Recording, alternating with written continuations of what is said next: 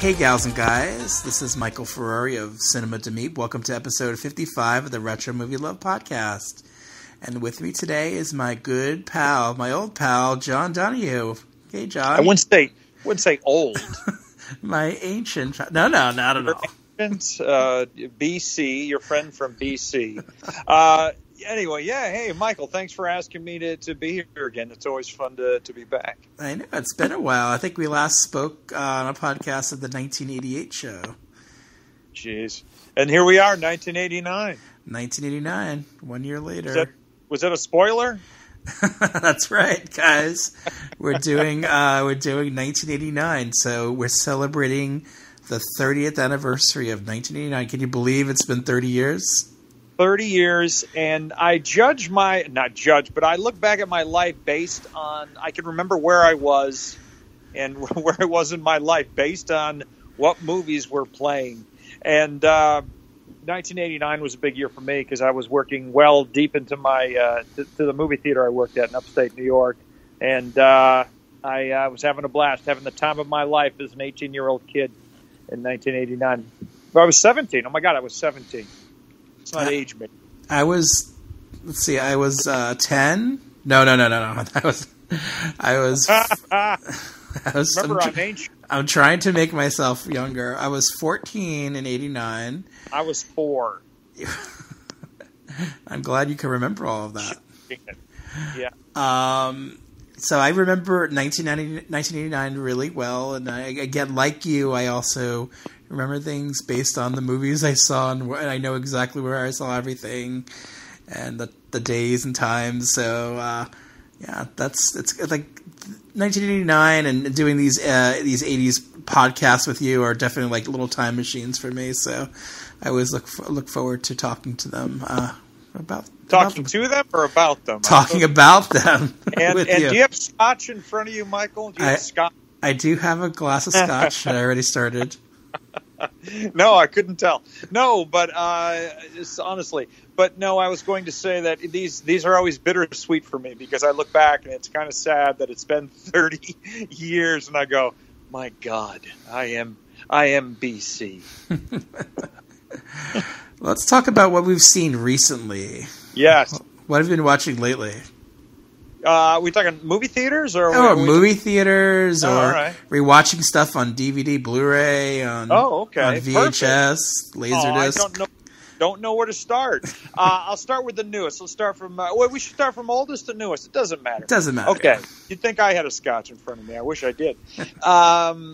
What did I see recently? Last weekend I watched a movie from, I think it was 1980, called Gloria, with John Cassavetes directed it, and it was with, my gosh, you know what I'm talking about. Jenna Rollins, yeah. Jenna Rollins. She was so badass, and I had movie night with my buddies, and I pulled this out because I had bought it years and years ago, and because I used to watch it. HBO had it on relentlessly from what I remember in the 80s, early 80s, and I was just a kid.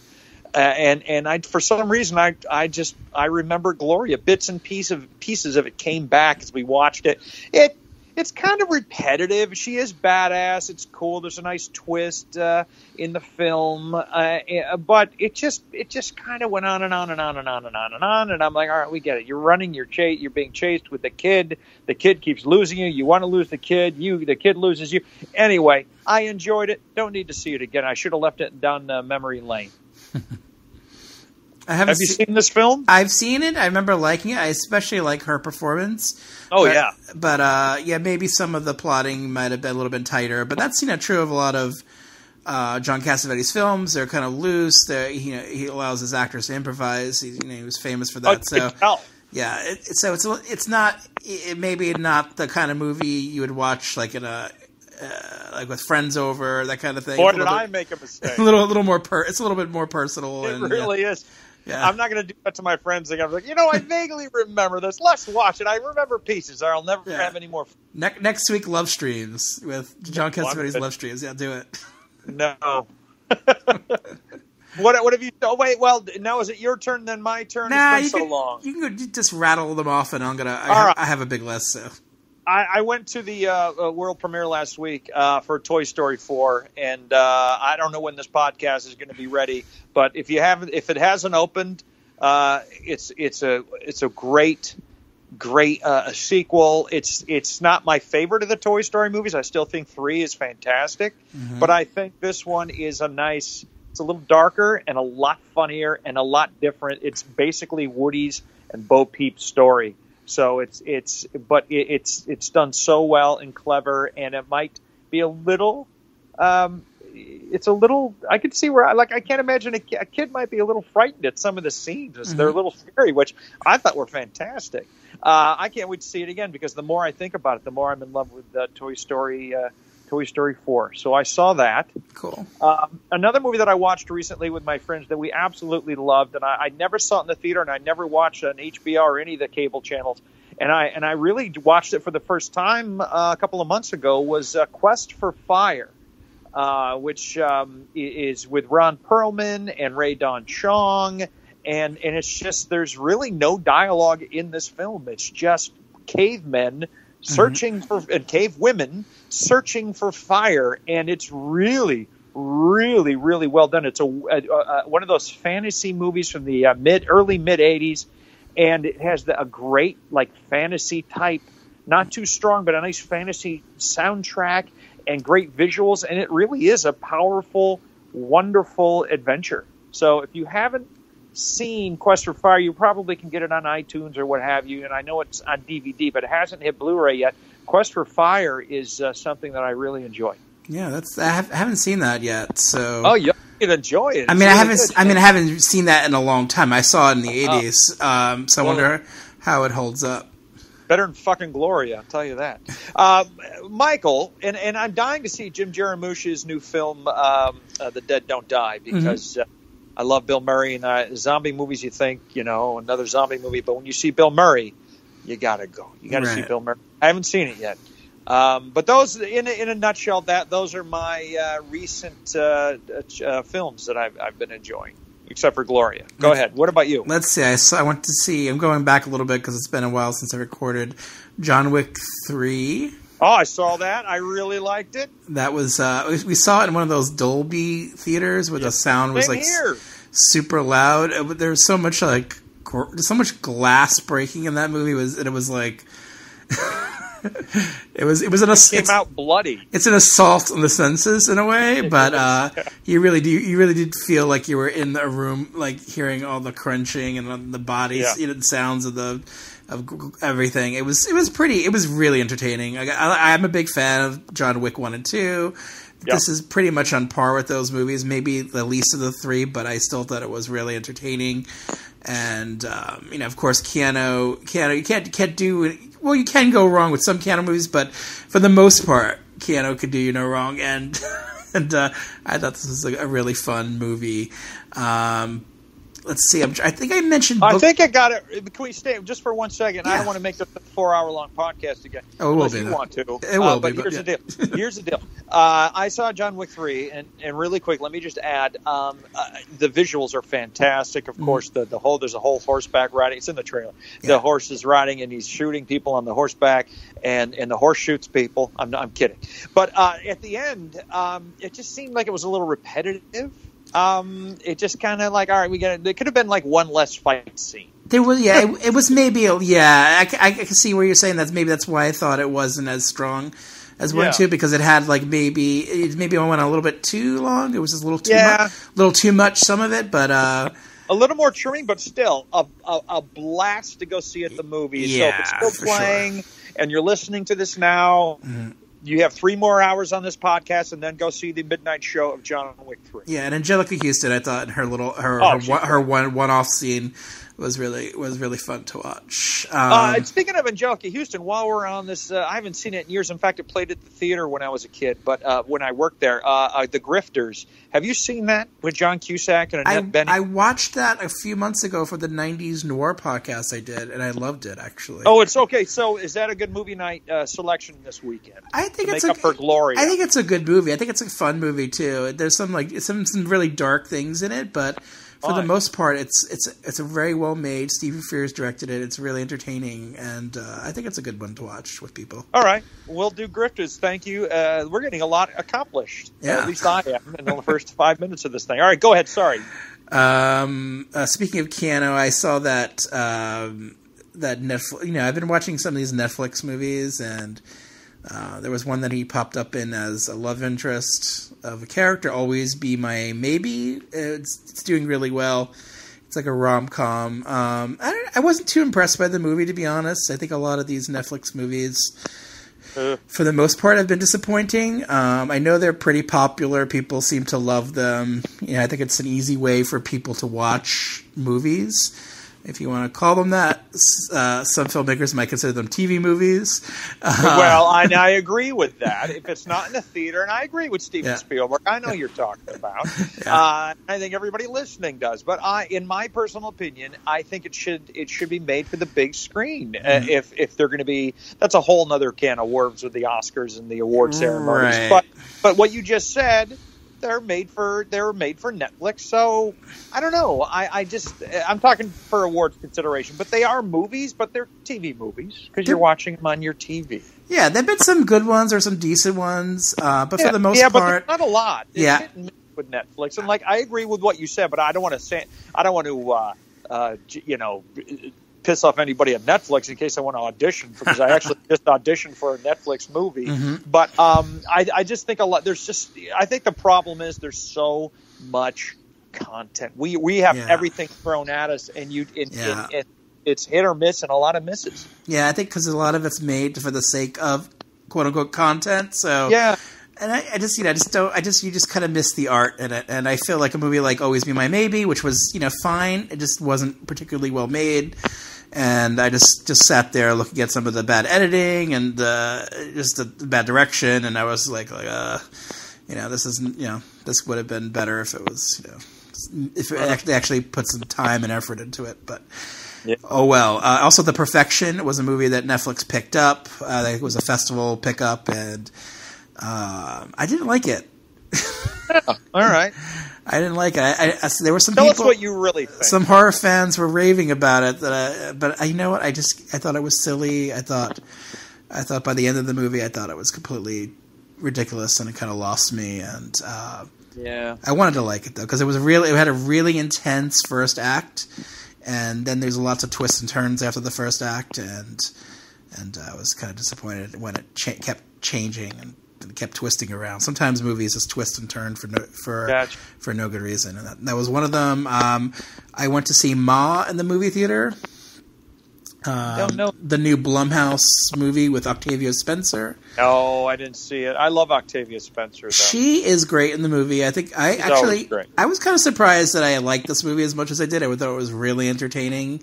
It's not like a movie that's going to blow you or anything, but if you like horror movies, if you like thrillers, if you like those from hell thrillers, you mix together horror and those elements, and then teens, and I had a lot of fun with it. And good, she was really good in it. Your mic keeps going in and out. Just by the way, just letting you know, I'm hearing a little weird distortion. Yeah, I'm hearing distortion on your end. Not sure why, but well, I don't know what to say because I have 2 bars, but I'm also in my apartment, but it's always where we do this anyway. Cobra. I revisited Cobra on Blu-ray. Stallone. I love that movie. I saw it in the theater as a kid, and oh my God, that's such a great canon Stallone cheesy fun flick. Exactly. That's what it is. No more, no less. It's just a blast. It's it's pure canon, pure Stallone craziness, and with some a villain who's over the top, and some of the imagery is over the top, and Stallone cutting pizza with scissors. It's got all the things you want in a movie. And chewing on a match. Yes. And I love the poster. I think the poster's amazing. It's Stallone with the gun with the laser pointer pointing up. I don't know what he's looking at. Yeah. With the sunglasses, but he's got the matchstick, and it says "Crime is a disease. Meet the cure." I mean, there hasn't been a great tagline since Cocktail with Tom Cruise when it said, "When he pours, he rains," which is one of my favorites of all time on any movie poster. They don't make them like they used to, huh? They don't. More action-wise, Universal Soldier. I revisited that on Blu-ray. Yeah. And, very entertaining. And I forgot it was a Roland Emmerich film. Roland Emmerich, before he started doing all those huge epic kind of movies, which I'm not into. I'm not into, honestly. Except when they blew up the White House in that one movie. That's all I remember. Right. And now I should rewatch it and just smile, and I shouldn't get political. Anyway, go ahead, Michael. They're aliens, by the way. Aliens. Alien. That's right. Aliens. Sure. Illegal aliens. Nice. So Dolph Lundgren versus Van Damme. I mean, that's the movie. It's pure entertainment from beginning to end, and I had a blast watching it. I should revisit that. Yeah, it's fun. It's really fun and very well made. So yeah. Well, interesting. Hamlet 2. I revisited that. Oh my effing God! I love that film, and I try to get people to watch that movie. And it's Steve Coogan and it's Elizabeth Shue. Yep. And I love Elizabeth Shue and Steve Coogan, and the cast is fantastic. What a great who else is in that? He plays his wife, and it's great. Catherine Keener. It is a great, hysterical, funny movie. It's I don't want to give anything away, but Hamlet 2, it's not on Blu-ray. It's on iTunes, and you can get the DVD. Yep. I don't know why it's not on Blu-ray, but I'll tell you, great soundtrack. I have the soundtrack. It's really wacky. It's really fun. Michael, did you enjoy it? Oh, I had a blast. I forgot how entertaining it is. It's so rewatchable. It's like, I don't know why. I feel like why haven't I been watching it a lot more these years? Yeah. Because I didn't own the DVD. I had the DVD. I rented it when it came out 10, 12 years ago, but I haven't really watched it much over the years. And then I watched it twice since I bought the DVD because it's so much fun. Yeah, Hamlet 2. Yeah. And there's another one in America. It's called Alan Partridge, I believe it. And it's the one where he works at a radio station and it gets held up and there's hostages and he's kind of the negotiator. It's hysterical too. So that would make a great movie night for anybody looking for two hysterical comedies that you may not know anything about. Steve Coogan, great British comedian. I saw Stan and Ollie, the movie he did with John C. Reilly. It's a wonderful film. It just came out on Blu-ray. I saw it in the theater. And the great thing about Hamlet 2 is Elizabeth Shue plays herself. She plays Elizabeth Shue, and she's retired from acting. She's tired of all the bullshit. I think it's hysterical, and she's wonderful. Everybody's wonderful in the film. You make me want to watch the movie eventually soon. And you worked on a movie with Elizabeth Shue, so I did last year, and I had a quick scene with her, and we in the makeup and hair trailer we discussed Hamlet 2 and how much fun it was, and that was a blast. I brought up Cocktail. I didn't bring up The Karate Kid because she's probably heard that a gazillion times. Oh yes. But we briefly discussed Cocktail, which made me happy, and I said when he poured, he rained. Anyway, Michael, so we like Hamlet 2. We like Hamlet 2. I'm going to rattle off some other titles of Blu-rays that came out. When a Stranger Calls Back, The Seduction from Scream Factory, both of those. From Shout Factory, Can't Stop the Music, and Tu Wong Fu. I watched all those. Also, The Entity from Scream Factory. All fun. Does that hold up? Does that hold up? The Entity definitely holds up. It's a Barbara Hershey. Yeah, pretty well-made movie. Ron Silverman? Is that who it is? Ron Silver, yeah. Ron Silver. Not Ron Silver, but it's Ron... He died. He just passed away a few years ago, but he was great. Yeah, Ron Silver. Yeah, he was... With Ron Silver, yeah. Yeah, he was good in it. It was a good film. It actually holds up pretty well, and I remember it being quite frightening as a kid because this woman's getting messed with an unseen force, and that kind of scares you. She's getting fucked by a ghost. Or that. Yes, that too. That's on the poster. That was the tagline on the poster. The Entity. She gets fucked by a ghost. So you had to go see the movie. They were bold back in the day. All right, sorry, Mike. Oh, if only I think that was Gloria's poster, too. Was she gets fucked by a ghost. And I think that was Gloria's poster. Anyway, go ahead. If only it had come out 1 year later in '84, it could have made some serious Ghostbuster money. Exactly. The kids could go see Ghostbusters, and then right after go see Barbara Hershey with the ghost. Yep. Oh boy. Where was I? Love and you're on The Entity. Love and Molly. I watched that on VHS. It's only available on VHS in the U.S. It's a love triangle with Anthony Perkins and Beau Bridges and Blythe Danner. It's a 70s movie directed by Sidney Lumet. I really liked it. I thought it was a good film. Oh! Yeah. Can I segue from your Sidney Sure. Lumet? On movie night last week, we watched. It's out on. I think is it Warner Archive? I think it's Warner Archive. Mm-hmm. I want to say it is. I know it's Warner's. Running on Empty with Christine Lahti, Judd Hirsch, and the late River Phoenix, and it's Sidney Lumet, and it's one of his best pictures, and it's one of River Phoenix's best pictures. And if I'm not mistaken, I think Christine Lahti was even nominated for an Oscar. If you haven't seen Running on Empty from 85, 86, watch it. It is maybe 80, even 87. I don't know. It's spectacular. And then I watched 2 Minute Warning, a disaster movie from the 70s with Charlton Heston and John Cassavetes and a bunch of people in it, and that was pretty fun. About a sniper at a football game in LA. Right? Yeah, that was fun. Mausoleum I watched on Blu-ray just today actually, and I saw your post on the Cinema Do Meet page, and I'm like, I wonder if that movie's any good. Michael got the Blu-ray. Is it good? No. But is it entertaining? Yes, it is. Does anyone get fucked by a ghost? That's my question. There is some of that actually. And I'm in. Yeah. So, all right. And then the past 3 nights, we've been watching the Blade movies. So Blade 1, 2, and 3 over 3 nights. I've been falling asleep to Blade every night. Blade 1, great film. Blade 2, not a good movie. Blade 3, So I would say watching the Blade sequels really made me appreciate Blade 1. Okay,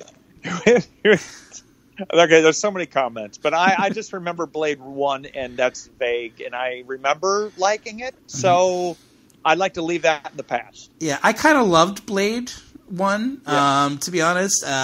It's a Marvel movie, and I forgot that it was a Marvel movie because it's a Marvel character, but it's like that's before Marvel inundated. Before they became a brand. Wesley Snipes, wanted to play this role. He wanted to play actually Black Panther first, but they were having problems getting the rights to that, so he ended up being Blade. And he's really fun in the movie, and it's a really well done, very stylized 90s kind of movie. And I was really entertained by it. And then watching the sequels, the second one, which was directed by Guillermo del Toro. I don't know. It kind of lost me. I think it just wasn't what I wanted in the first film. I thought it just lacked those qualities of the first film. And the third one kind of tries to bring it back a little bit, but it doesn't do quite enough for me. So I'm a big fan of Blade 1. I kind of love it, and the other two not so much. But that's what I've been watching. Wow. Is that the end of your list? I had more, but I'm leaving them out. So can I touch on 2, because we should start on 1989 really quick, because I listen to you and then I get inspired. It's like, oh my God, I forgot I watched that. Universal just released a bare bones Blu-ray, thank God, finally, of one of my favorite Steve Martin Goldie Hawn comedies from 90, I think it's 91 or 92, called House Sitter with Dana Delaney, and it's a wonderful comedy directed by Frank Oz. It always makes me happy. It's like it's on standby for like Fletch's or Vacation. It's always on or The Jerk. It's always on standby when you're feeling blue, or you're bored, or you just put in House Sitter and you're immediately happy as hell. And then the other one, really quick, I just saw the Aero Theater on Father's Day, which was a couple of days ago. Played all 3 Indiana Jones films. I only stayed for 2 because I like them in order. I love Raiders is my favorite film of all time. They were all projected on film, and then it was sold out. It was fantastic. Temple of Doom, really quick. I'm so sick of people shitting on that movie. That movie, I don't care what these idiots say, and I apologize if you're one of the idiots who doesn't like the film. It's a fun adventure film that we just don't see the likes of anymore, with great stop motion photography, with miniatures, matte paintings, like classic Steven Spielberg, George Lucas. That movie is just a showcase for it, and I think it's a blast. And I did a movie a few years ago. Frank Marshall was the producer, and he also produced Temple of Doom. And I said, I love Temple of Doom. And he just kind of looked at me and he said, there's some good stuff in it. I'm going to leave it at that. I think there's a lot of great stuff in it. And I know Roger Ebert loved it. And I think Siskel might have. And I'll tell you, I go with those guys, and I grew up with Temple of Doom, and it's always a thrill. It's like a high, it's a euphoria when you leave one of those films in the theater, which I very rarely experience anymore. Mm-hmm. And Temple of Doom is worth revisiting if you barely remember it or if you don't like it. Yeah, it's probably my most watch of the three, to be honest.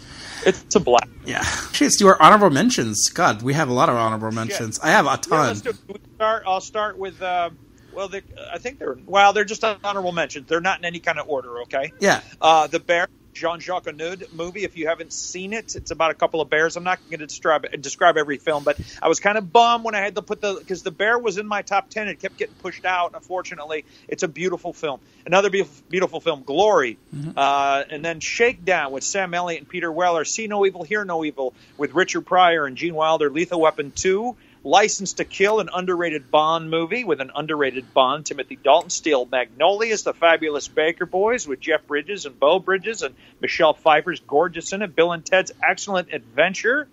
Fletch Lives, there you go, Chevy Chase. Little Mermaid. Pet Sematary, the original. I love this film. I loathed the new one. I walked out of the new one. I vomited all over the lobby. Just because it was so bad. It might have been the popcorn. I don't know. Pet Sematary, terrible. But the original 88 version, I think it's 88 or 89. Loved it. Oh, it is 89. 89. No, I don't have scotch. When Harry Met Sally, Baron Munchausen, Karate Kid. Well, I'm taking that off. I had Karate Kid Part 3. We rewatched it a couple of weeks ago, and it's literally unwatchable, so forget I said that. Honey, I Shrunk the Kids, Dead Calm, Kickboxer with Van Damme, Lock Up with Stallone, and She-Devil with Meryl Streep and Ed Begley Jr. Now, I like the Karate Kid Part 3 but you have to watch it a certain way. With your eyes closed. You have to watch it as a comedy. It's really ridiculous if you watch it. Like, if you just watch it as a comedy, you will laugh. Oh, I wish. It's so over the top. I can't waste my time with that anymore. I can't. Just, I'm BC, so I'm really old. I don't have that much time left. So I think I'm going to be watching Karate Kid 3 anytime soon, and I have the Blu-ray that I had to special order it from Sony. I was so excited because I'm a huge Mr. Miyagi fan and the Karate Kid fan, and anyway, what's on your list, Michael? Okay, well, my runner-ups, I'm going to go with 11 through 20. 11 was Crimes and Misdemeanors. 12 was Bill and Ted's Excellent Adventure. 13 was a double feature of She-Devil and Cookie, both directed by Susan Seidelman. I've never seen Cookie with Peter Falk, right? Yeah, I liked it. It actually was. I was actually on the set of that movie while it was being filmed for a scene. Yeah. 14, Great Balls of Fire. 15, How I Got Into College, which I think is an underrated teen movie. 16, True Love. 17, Relentless. 18, Valmont. 19, Drugstore Cowboy. And 20, Cousins. Yes. Cousins is a wonderful film with my buddy and next door neighbor Keith Coogan. Yeah, it's a little gem of a movie directed by Joel Schumacher that I feel like is forgotten pretty much. And it has Ted Danson, Isabella Rossellini is in it. Great cast. And Keith, I think Keith plays Ted Danson's son. Honestly, Michael, I was going to see if Keith was free tonight. He could come over and just kind of guest sit here and add his 2 cents, but then it would have been a 6-hour show. Not because all of us would keep talking. And Keith loves films like we do. I'll have to get him on the show sometime on a podcast. We'll do our lists. That'll be fun. That would be hysterical. Go ahead. More honorable mentions: Back to the Future Part 2, Best of the Best, Black Rain, Bride of Reanimator, Camille Claudel, Cannibal Women in the Avocado Jungle of Death, Curfew, Curse 2, Dead Bang, Dead Calm, Edge of Sanity, Enemies: A Love Story, Experts, Far From Home, Fear, Anxiety, and Depression, Food of the Gods Part 2. My life. Gleaming the Cube, Gross Anatomy. Oh, I forgot about that with Christian Slater. Oh, yes. Gotta gleam the cube. I can't wait for that to be on Blu-ray. Gross Anatomy, Happy Together, Hearts of Dixie, High Hopes, Hit List, Hitcher in the Dark, Honey, I Shrunk the Kids, I, Madman, Immediate Family, The January Man. Ooh, really? Yeah, I like that movie. That's actually another one that's a little bit, time has forgotten a little bit. I'll have to watch. And I saw it in the theater, and I hated it, but I love Kevin Kline. Yeah, it's a movie that maybe like Joe versus the Volcano isn't for everyone. What? It's for everyone. It's the same writer. All right, well, I'll get John Patrick Shanley. Yeah. Johnny Handsome, Kill Me Again, Let It Ride, Lethal Weapon 2, Major League, Mind Games, Mystery Train, Never on Tuesday, Paper House, Phantom of the Mall, Eric's Revenge, Phantom of the Opera, The Rainbow, Red Scorpion, Roadkill, Rooftops, The Running Kind, Say Anything, Scandal, See You in the Morning, Sidewalk Story, Slaves of New York, Sleepaway Camp 3, Staying Together, Stepfather 2, Strip to Kill 2, Survival Quest, True Believer, Under the Boardwalk, Vampire's Kiss, Weekend at Bernie's, Wicked Stepmother, The Wizard, and Worth Winning. Hey, really quick, one movie, Michael, in there, Let It Ride. Yes. With Richard Dreyfuss and Terry Garr. And I remember this because it played at my movie theater that I worked at. It was a single-screen movie theater called The Crest. I'm sure I've mentioned it on many a podcast with you. I just remember that movie played for a week. And it was him riding a dollar sign because I guess he bets on horses. Mm-hmm. Yes. And I remember I haven't seen it since it played at the theater in 89, 30 years ago. And I just remember the opening song all week was, "You got a horse right here. His name is Paul Revere." And I'm like, my God, what's this movie about? And I love Richard Dreyfuss, and I just remember it not being so good. What do you like about it? Oh, it's a good movie, actually. It's like a character study in a way of this guy who has a gambling problem, and it kind of reminds me of like a 70s movie in a late 80s kind of way, and Jennifer Tilly's in it. It has a good cast in it. Terry Garr.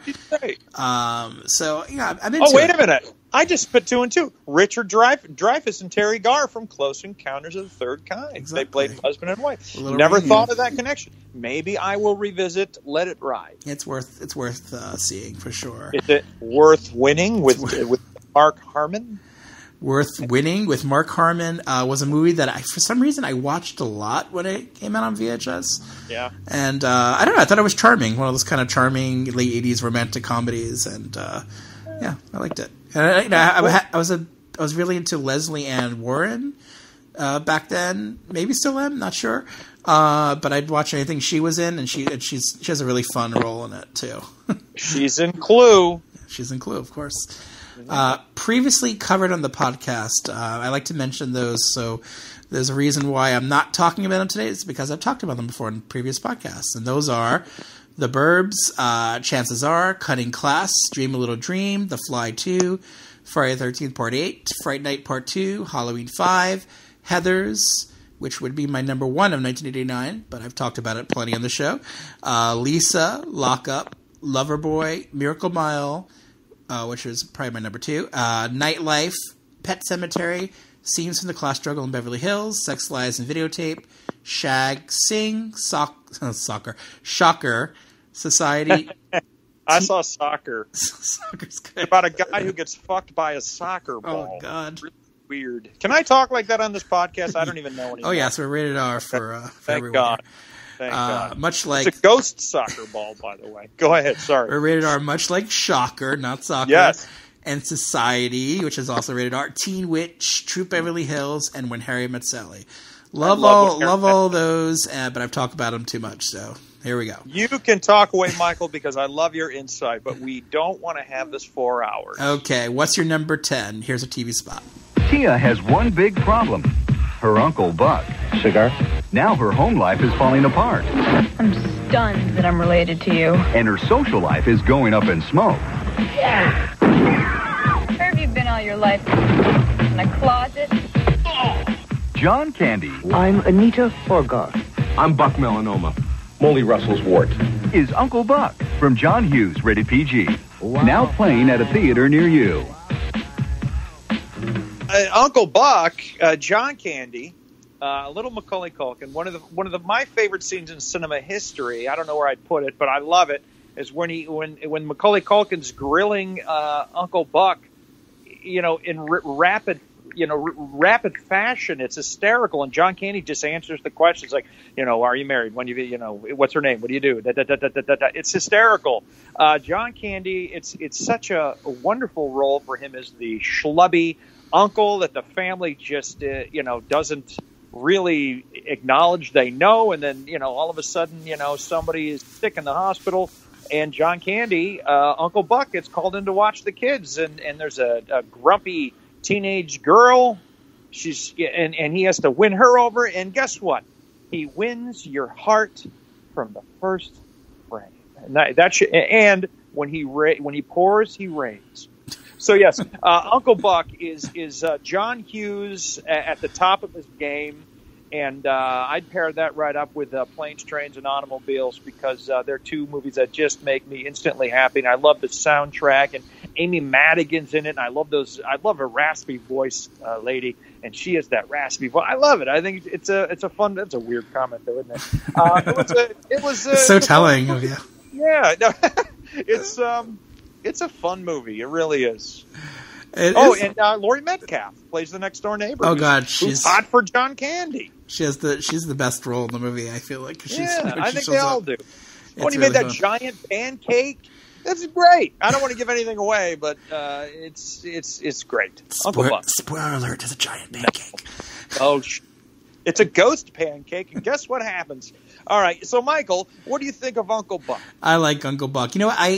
It's weird because there was this thing in the late 80s when he started making more grown-up movies and I kind of didn't watch them as much. I maybe watched them maybe once or twice when they came out because I was so into the John Hughes teen movies and because they really spoke to me. So I ended up not watching a lot of them that much, like She's Having a Baby or even Planes, Trains, because they were more grown-up movies, right? He was centering on adults more than teenagers, and but it's kind of a shame because Uncle Buck is a good even teen movie too because it has a teenage character in it and focuses on her teen angst for sure. And it's an Imagine movie. You can pair that right up with The Birds, 1989. What a great double feature that would be. For sure. And I enjoyed it, especially on this revisit. I thought it was a fun movie, and John Candy.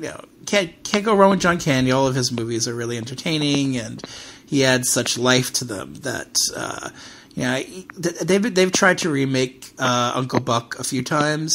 Yeah, you can't do it. Now, I remember the TV series that in the early '90s, and then of course they did one a few years ago. They just failed because they don't have the magic ingredient that is John Candy. So you don't have that, and you don't have a movie. And I'll tell you, John Hughes. I hopefully people haven't forgotten about him. He wrote Vacation, my number one comedy of all time, National Lampoon's Vacation with Chevy Chase, the original 83 version. And the new one's great, by the way, too, but John Hughes has been gone for a while before that was made. But really quick, there's only two John Hughes movies that I can think of that I don't like and I could never get into. One of them is She's Having a Baby. Can't get into that movie. I've tried. And the other one is Curly Sue. Don't say that name. Anyway, those two are but there's also an underrated written by John Hughes movie called National Lampoon's Class Reunion, which just came out on Blu-ray. It's so much fun. I think it's like 82 or something. It's a dark, silly, stupid comedy with what's her name from Throw Mama from the Train and the Goonies. Anne Ramsey plays the lunch lady. If you can imagine her making your lunch, it's a lot of fun. So anyway, John Hughes, miss him, and John Candy, and I love Uncle Buck. Yeah, it's a good one. All right, here is my number 10. Adrian LeDuc is about to make an arrangement. I was inquiring about the apartment next door. An arrangement with a man he will never forget. Quiet, tidy, single person to share a large flat. There's only one rule here, and that is avoid the neighbors. You probably think I'm paranoid. Well, perhaps I am. Adrian wants to trust him. Well, he's an American, part of your exchange program. What do you mean he isn't listed? Of course he's listed. But Jack has many secrets. A past that he has kept well hidden. An American mercenary, passed off as a subversive. Let's get out of here. Let's go pick up some chicks and have some fun. What do you say? You're talking about casual copulation, and I'm sorry, it's not for me. What does my little girl need? A past that he is now ready to share. Who are you? Whoever you want me to be.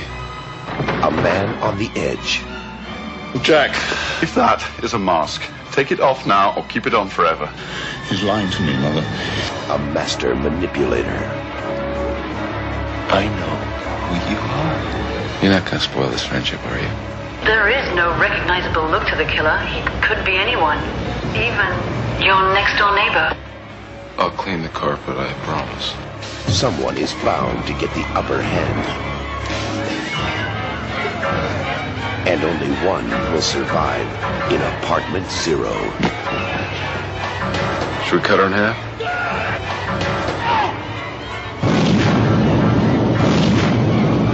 Apartment Zero.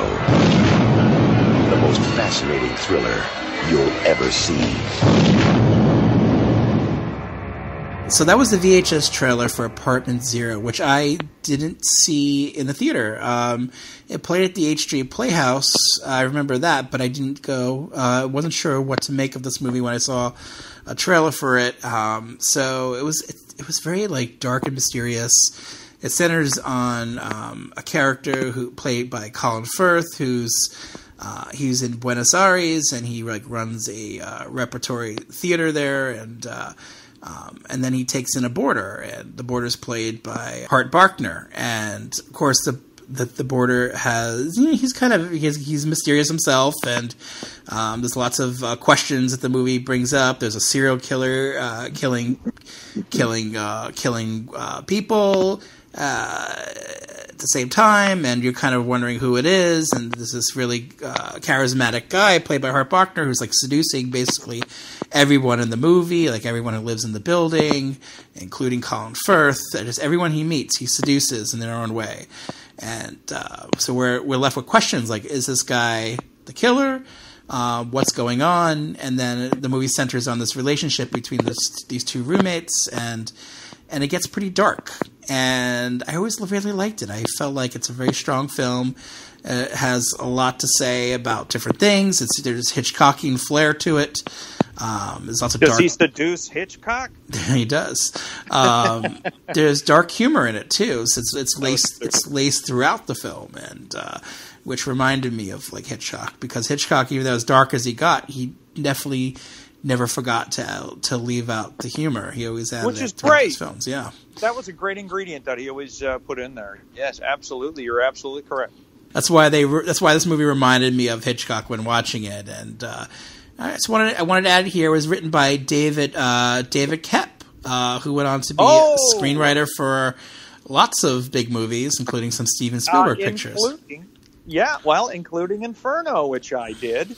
I love David Koepp. He's a good guy and a talented man. And, David Koepp. I did not know David Koepp wrote that. Now I will, based on your recommendation and that, I will check out Apartment Zero. Yeah, you should definitely check it out. And then maybe if you ever work with him again, ask him about it, what it was like making this movie, this weird little movie in Buenos Aires in the late 80s. It made $670,000 on a $4 million budget. Didn't do so well, but it was one of those movies where it found its life on home video, and lots of people who are into 80s independent films and early 90s independent cinema will probably remember it on the video store shelves, and might have checked it out. It's a keyhole, right? Is that the box? Yes, there's a keyhole on it, and I remember that. Yeah, it's a good little movie by Scaros Pictures. I really liked it.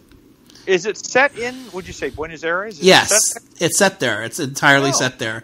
So which gives it a movie a different kind of vibe and feel than you see in the average like late 80s indie movie, because it has that foreign quality to it. And but Colin Firth is good in the film, and Hart Barkner is really good too. You could sell a camel water. I don't know what that means. I just made that up. I have no idea. But you are a good salesman, because now I'm writing all these down. Cool. It was on DVD from, I think, Anchor Bay put it out or someone like that. But it went out of print, so I'm not sure the availability of this movie now. But it's Is it a movie watching night? Is it a guy like no? Definitely not. It's a very moody movie, so it's not going to be for that. It has to be when you're in the mood to watch kind of movie. Gotcha. All right. Before we get into our nines, we have lists from pals of the show, and one of those lists is from our mutual pal, Quentin Dunn. Quentin! Yeah, he actually recorded a list for the show, so I'm going to play that here. So 1989 was a really good year for movies. Such a good year, in fact, that I had a very difficult time keeping my honorable mentions at 5 and my top 10 at, 10. But I did my best, and I left myself a little bit of wiggle room at the very end. But here goes. My honorable mentions are Parenthood, The Abyss, In Country, which I think is kind of a forgotten little movie that is generally pretty good, just a pretty solid, fine movie up until about the last 5 or 6 minutes, at which it becomes extremely moving. One of my very favorite final scenes of any movie ever, and really elevates the film as a whole. And then my final honorable mentions would be Do the Right Thing and Driving Miss Daisy. Yes. Do the Right Thing and Driving Miss Daisy. For the last 30 years or so, these movies have been locked in competition. I know it is very favorable to bash Driving Miss Daisy as having won the Best Picture Oscar that year, when Do the Right Thing has clearly stood the test of time. And what can I say? I do like both movies. I think they are aiming for very different things. I think they're telling very different stories. And I probably would not include Driving Miss Daisy if it wasn't bashed so much. But I am trying to do the right thing by saying that I really respect both of these movies. So hopefully after 30 years there can be a ceasefire between them. Okay, here are my top 10. Number 10, Santa Sangre by Alejandro Jodorowsky. Terrific Mexican surrealist horror movie, which I would highly recommend anyone see. Number 9, Field of Dreams. Number 8, New York Stories, but only the first of the 3 short films, Life Lessons by Martin Scorsese. For those of you who are unfamiliar, Life Lessons was an anthology of movies set in New York by 3 different directors, the first of which is Martin Scorsese's Life Lessons with Patricia Arquette and Nick Nolte, and I think it is one of the best things he's ever done. Absolutely terrific. Number 7, The Bear, a wonderful forgotten film that sometimes people confuse with the movie The Edge with Alec Baldwin and Anthony Hopkins simply because it had a bear in it. But no, that is not the film I'm referring to. The film I am referring to is a terrific French-Canadian production, which is almost dialogue-free because it's basically about 2 bears trying to survive in the wilderness. Terrific little film. Number 6, going from the bear to the bat, and that would be Batman. Still love it after all this time. Number 5, Sea of Love. Number 4, Crimes and Misdemeanors. Number 3, When Harry Met Sally. Number 2, Major League. And number 1, the courtroom thriller True Believer, starring James Woods and Robert Downey Jr. Whatever you think of Mr. Woods these days, and I can't say I'm terribly fond of him, he delivered an absolutely outstanding performance in True Believer, and it's a film that I don't think has ever really gotten its due. So anyway, I said I was going to leave myself a little bit of wiggle room at the end, and here we go.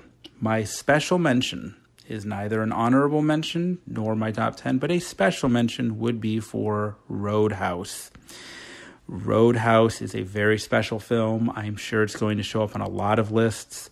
I feel like depending on the day, I could either have it in my top 10, maybe even my top 3, or laugh at the thought of even including on my list altogether. It is a multi-layered, very special film that has a special place in my heart, if not my head.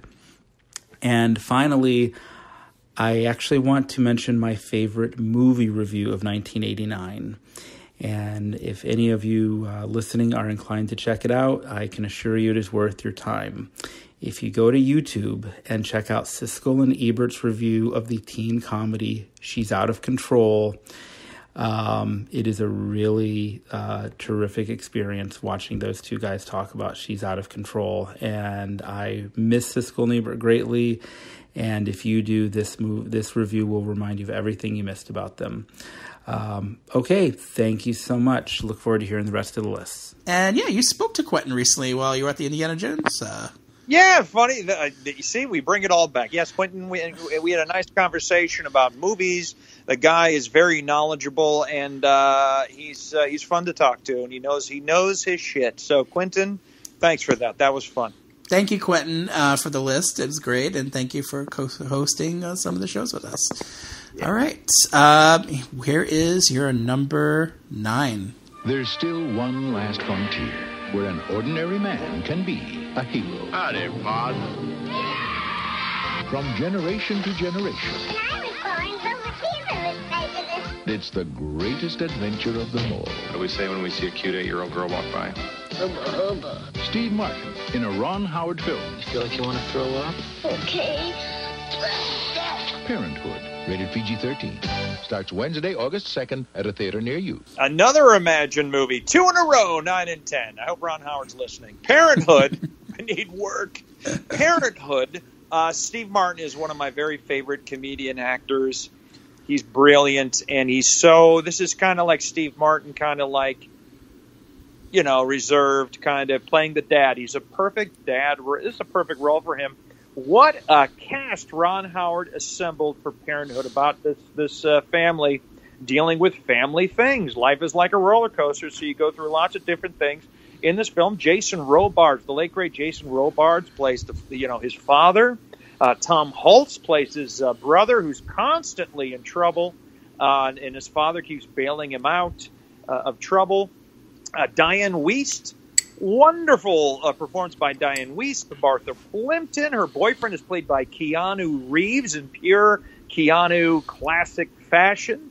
And that's a compliment. He's wonderful in the film. He always is. He's wonderful in it. And Mary Steenburgen plays Steve Martin's wife. And I know I'm leaving some people out, but what a film, what a cast. The soundtrack is done by what's that? I Love L.A. Who sings that? Toy Story. Yeah. Yeah, him. Like, understand. But, ladies and gentlemen, boys and girls, I don't write any of this down, so I don't have, all those names are off the top of my head, and I can't think of who wrote that, so our apologies to that wonderful songwriter who will come up in about hour 3 of this. I'll remember it. But anyway, Parenthood, shot in Orlando. I think it was one of in fact, it might have been the very first movie shot at Universal Studios Florida. Even as the theme park was being built, the sound stages were there, and they shot Parenthood at Universal Studios Florida. And it's just a little backstory, little trivia for you. But what a film! What a wonderful feel good movie. And I love it. I love Parenthood. Parenthood is no, what's the movie with the kid? Problem Child. No. That was filmed at Universal too in Orlando, I think. But I think Problem Child 2 was. Okay. Randy Newman. Yes. Thank God for Google did the music. I can't believe I forgot Randy Newman. I'm sitting here trying to come up with a name. I'm like, well, the phone's right in front of me. So Randy Newman. Sorry, Mr. Newman. I know you're listening with Ron. Parenthood is a great film. I really like Parenthood. It's it's kind of sentimental, yes, but done so well because you do actually care about these characters, and of course the actors who play these roles really inhabit the roles and do a great job with them. And I kind of love everyone in it. And it's Steve Martin and Mary Steenburgen and Diane Wiest. So many good people in it that it's like, of course I'm going to love this movie. Yes. Great. Why wouldn't I? Rick Moranis. Yeah. Oh, Rick Moranis. My God. See, I knew I forgot somebody. And please, for the love of all that's holy, I hope Rick Moranis at least makes a cameo in the new Ghostbusters movie, because they have everybody else from what I understand. That's pretty great that they have everybody. Yeah. I'm not sure what to feel about, but I wish them the best with that. Sometimes I think something's probably better left alone. I know Parenthood was made into a TV show. I never saw. What's a hit? it was a hit show. I never saw the TV show because, you know what, Steve Martin wasn't in it, so I wasn't really that interested. But I love the movie. It has a great cast, and everyone's so good in it, and so many scenes in it that really stand out to me, like the scenes where like Diane Weiss is dealing with her son, and like of course his sexual awakening. And then, of course, her daughter and her dealing with her boyfriend. Yeah, I just remember Steve Martin. They're at a party and Diane Weiss, and the lights go out, and I think that Steve Martin, Diane Weiss was like, "No, this is a flashlight in my purse," and he reaches in, the lights come on, and it's her dildo. I think, if memory serves, it's been a while since I've seen it, but I remember that scene. It always made me laugh. It's pretty great. Yeah, her embarrassment looks so real. She's such a wonderful actress, and I loved her since The Lost Boys, and I think Diane Weiss is cute as a button and a wonderful actress. So if you haven't seen Parenthood or haven't seen it in a while, and I think it's time I revisit it, it's a wonderful feel-good movie with some drama and comedy. Yeah, it is a feel-good movie, and as a parent now, I can definitely relate to some of the situations a bit more than I could, of course, back in 1989 when I was 14, but so it's interesting seeing it from an older perspective, and just again really liking it for what it does. All right. So well done, well written. All right. Thank you. I didn't write it. Yeah, you did. Great job. Oh, I did. Oh, thank you. Shh, don't tell anyone. My number 9. Here's a TV spot. We have to get these guys out of here before anybody figures out they're aliens. Contrary to popular opinion, this movie is not a documentary. This isn't what it looks like. Is it? You're from Mars or something. Did you die? It's a story of true love between a manicurist and an alien. You're from out of town. The phone bills would just be hell. Oscar winner Gina Davis, Julie Brown, and Jeff Goldblum. I am Mr. Ray. Earth Girls Are Easy, rated PG. Starts Friday at a theater near you. Check newspaper for listings. Okay, that's Earth Girls Are Easy. I saw this at the UA Marlborough Theater, which was up the block from where I lived. I saw it, and I snuck into The Terror Within, which I don't remember at all. But I do remember Earth Girls Are Easy, because it's a movie that's really hard to not remember, because it's so vivid, so very much 1989, this movie. It's full of neon colors. It's full of such pure joy in a way. It brings me a big smile every time I watch this movie. I've watched it quite a few times over the years. You know, I had it on DVD when DVD was first coming out. There was a DVD of it, and I purchased it, and I remember watching it a bunch then. And just over the years, just really enjoying the hell of this movie. The main reason, it's because Gina Davis is so damn good in it. People forget how good Gina Davis is at both drama and comedy, and I think she is pitch perfect in her playing almost like a Valley girl, but in a very Gina Davis way. I think she's funny and totally sexy in this movie, and I like that this movie is all about its style and its zaniness. I'm less interested maybe in some of the alien stuff, though they're really funny. But I'm more into it because of Gina, and then of course her love story with Jeff Goldblum, which is really great. Their chemistry is definitely, which is carried over, of course, from The Fly, is really undeniable here, and it's so much fun. It's a big 80s pop musical, of course, with all the Julie Brown songs, and it's done so well. And it's the kind of movie that I could probably watch every week because it makes me smile and happy. Well, that's just like my 9 and 10, Parenthood and Uncle Buck. They make me happy, and that's great to hear you so excited about this film, because I've seen a majority of it. I have it on DVD because I know I'm going to love it once I finish the whole thing. It's definitely, for me, it evokes definitely 80s. Like, this is pure 80s, and it's just nutty as hell. Mm-hmm. I mean, they have feathers. It's Jim Carrey, and is it Damon? Is Marlon or Damon? Who's Damon Wayans. Damon. Yeah. And those guys, and they're all fun in the movie. It's wackadoodle, but I do like the 80s vibe to it. And I think for me, I have to be in the mood, and I'll definitely check out the whole thing because I love the title. I love Jeff Goldblum and Gina Davis. It's just so nutty and wacky, the whole thing. I can't wait to finish it. God, I love her so much, and I'm so happy that she's going to be in the 3rd season of Glow. Because I want to see Gina Davis and everything, and she's so good. Yeah, she should still be working. My favorite Gina Davis movie is A League of Their Own. Yeah, she's great in that. I haven't seen that one as much, but I remember really liking her in that. And of course, the year before this, she did Accidental Tourist and won her Oscar. Yep. I love that she followed up her Oscar with like a silly movie like this. And it didn't do well. It like did $3.9 million on a $10 million budget. And I'm not sure if it ever really, found its life. I know it did well on home video and Vestron. It was a Vestron film. But, it's just one of those movies I feel like needs more love. And I think a Blu-ray would be great. And because it has such a great music in it, and such a pop movie that it really would benefit from a good transfer and a good Blu-ray. And it was directed by Julian Temple, who did a lot of great music movies and music videos, of course. So it really needs. It's ripe for rediscovery on Blu-ray for sure, I would say. And I know that it has its fans, and I love you guys who love it.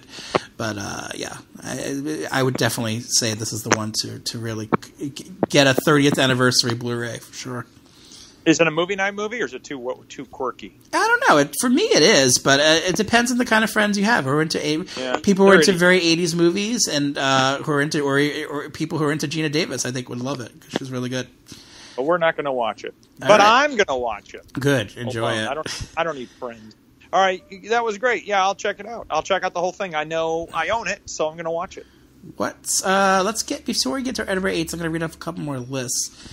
Just so I don't forget these things. Let's see. Sue Bernardi Johnson wrote in. Her number 10 is Earth Girls Are Easy. Hey, we don't have another fan. 9, Steel Magnolias. 8, Bill and Ted's Excellent Adventure. 7, The Burbs. 6, Great Balls of Fire. 5, When Harry Met Sally. 4, Uncle Buck. 3, Batman. 2, Parenthood. And number 1, Heathers. Of course, she wrote in. Timothy Sanders. The Abyss. Roadhouse. Indiana Jones and the Last Crusade. The Mermaid and Sea of Love.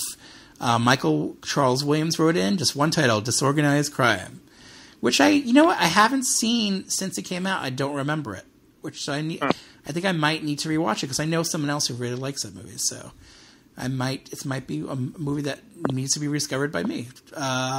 James Benge wrote in The Fabulous Baker Boys, Troop Beverly Hills, Teen Witch, Steel Magnolias, and Pet Sematary. And my pal Willie Greer wrote in When Harry Met Sally, Lady Terminator, Intruder, Kiki's Delivery Service, Crimes and Misdemeanors, Savage Beach,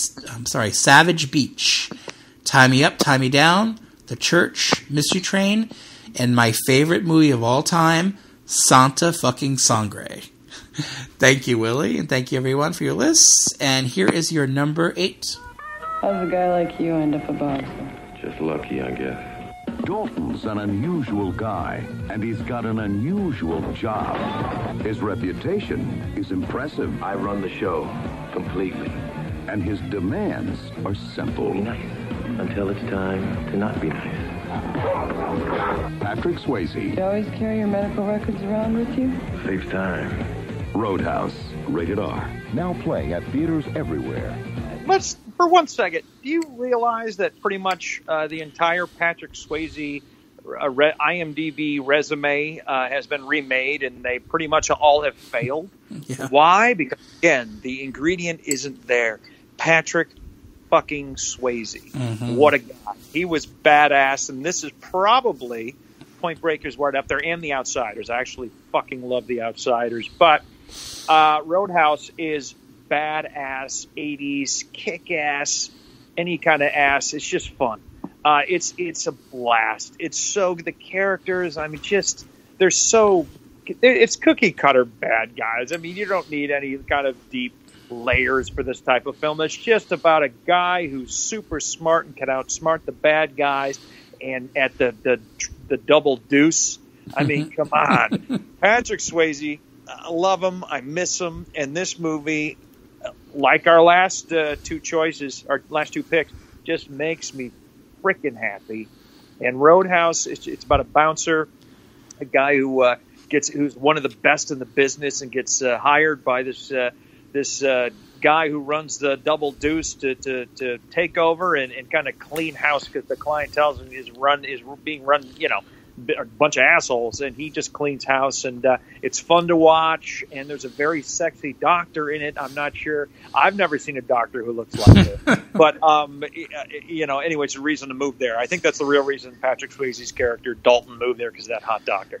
But honestly, it's a badass fun movie with a great kick-ass soundtrack. The whole movie is just 80s fun. Who was do you remember who played the hot doctor? No. Kelly Lynch from your favorite movie. Don't tell me. Randy Newman. Yes. Randy Newman in a picnic blanket dress. That's what I call it. I call it a picnic dress because that's right. Kelly Lynch is wearing this checkered dress that looks like a picnic blanket, and she's smoking hot in it, of course. She sure is. She's a smart doctor because she does wear glasses. Well, I've never seen a doctor or a picnic blanket look that hot. So yes, she's fantastic. Of course, they give her really big glasses when she's a doctor, so she could to show that she's a doctor and smart, and then takes them off. And of course, she's Kelly Lynch. And this is Roadhouse. This is a movie where it's beyond any kind of stereotypes or sexism or exploitation. This is Road fucking House. This is fuck yeah, Roadhouse. That's what they should have called it. It's pure action. It's pure Patrick Swayze and pure Patrick Swayze mullet. This is the height of Patrick Swayze's power and mullet power, and it's just a marvel every time I watch this movie. I love it from beginning to end. You add Patrick Swayze and of course Kelly Lynch in the picnic dress, and then of course Sam fucking Elliott and as the mentor. Sam Elliott in one of the greatest lines in cinema history. I'll get plenty of sleep when I'm dead. I love Sam Elliott. My God, and his mustache should have separate billing. Oh my God. I can't believe every time you make me inadvertently make me think, remind me. I'm like, oh my God, of course Rick Moranis was in there. Of course Sam Elliott. I'm like, how could I forget Sam Elliott? Those two, you get Sam Elliott and Patrick Swayze and a hot picnic table kicking ass in this movie. And then of course Ben Gazzara as the villain. Oh, yeah. It's like, what more do you want in a late 80s action movie? It's like 80s action perfection. It's a great way to close out the 80s with its pure 80s-ness and having a movie like Roadhouse. And I was very satisfied when I saw it in 89. 30 years later, I've been watching it all these years later, and I'm satisfied every single time I watch this movie. I'm glad it's on Blu-ray and a collector's edition. I can watch it a whole bunch, and just relive 1989 and its kick-assness with a movie like Roadhouse. We did Blu-ray for Roadhouse. Yeah, it was one of their early Shout select titles. Yeah, my friends at Shout, they're wonderful. And if you want a great double feature, Cocktail and Roadhouse. There's a lot of neon going on. Yeah, it's definitely that is a good pairing because it does. Yeah, that definitely shows you that late 80s neon side, and Roadhouse is a bit more gritty, I would say, because it is there's a lot of violence and there's it's very amped up in sexuality and everything, but that's what makes it pure 80s fun, Tom Cruise flips glasses and Patrick Swayze flips people. Yes. Bad guy over the bar. They both take place in bars. That's See right, that? and bars, exactly. That's why it's There you go. again thematically perfect. And you have to be nice until it's time to not be nice. Not be nice. You know what, Michael? I thought you'd be taller. Oh yeah, I love Roadhouse. That would probably be on my list too. I would even say pretty high up because it's so much fun. I love it. Yeah. My number 8, here is the trailer for it. Go ahead. Scare me.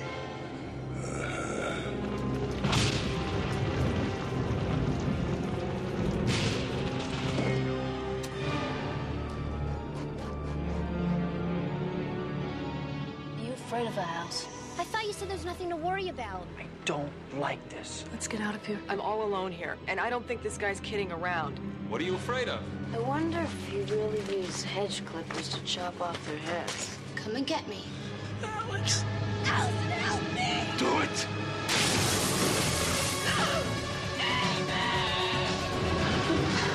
Jamie!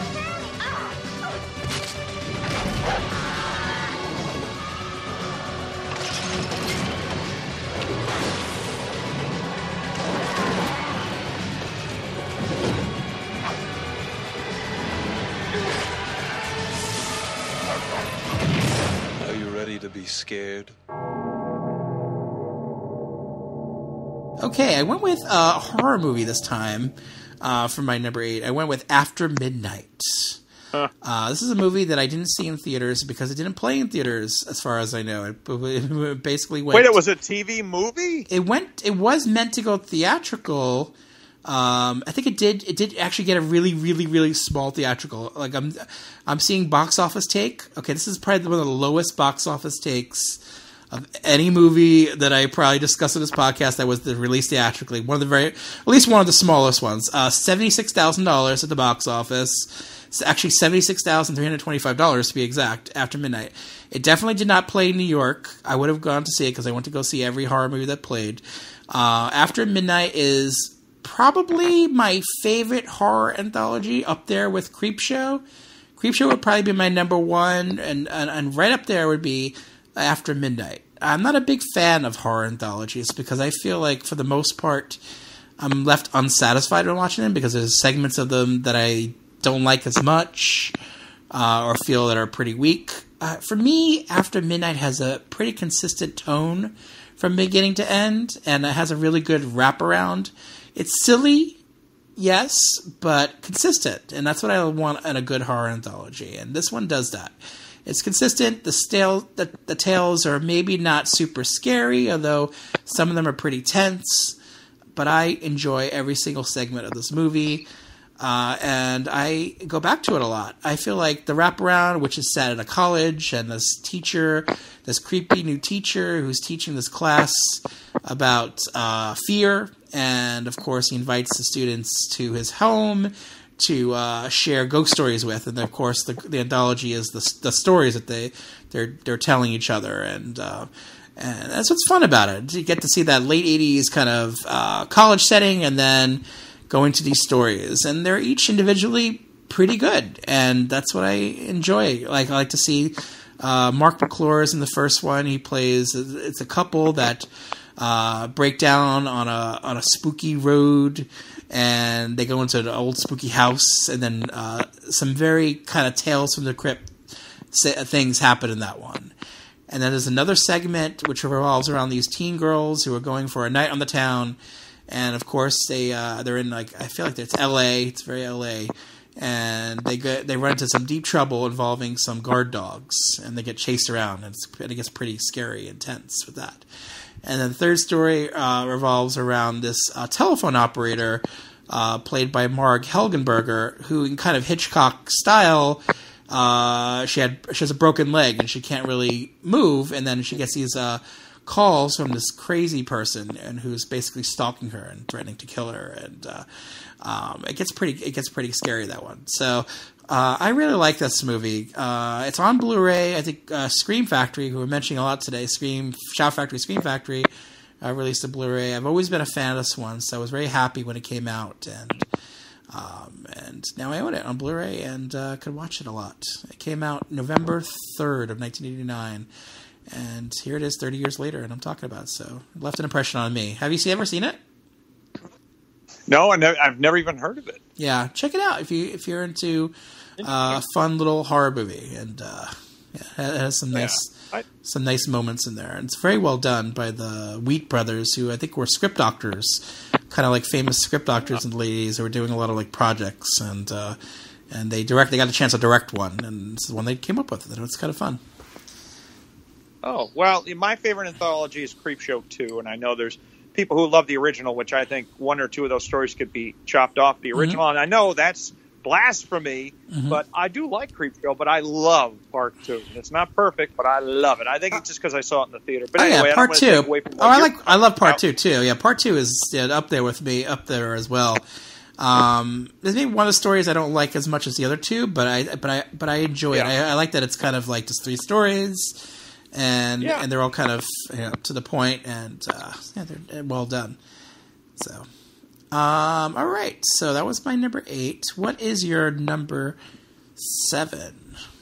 Here's a TV spot. Driving Miss Daisy, nominated for 9 Academy Awards. What are you doing? I'm trying to drive you to the stove. Including Best Picture of the Year, Best Actor, Best Actress. I told you to have the air conditioning deck. I don't know what for. Don't never allow me to turn it on. Best Supporting Actor and Best Screenplay Adaptation. Nominated for 9 Academy Awards. Driving Miss Daisy, rated PG. Now playing at a theater near you. Number 7. Yeah. I like a good drama, a good human story.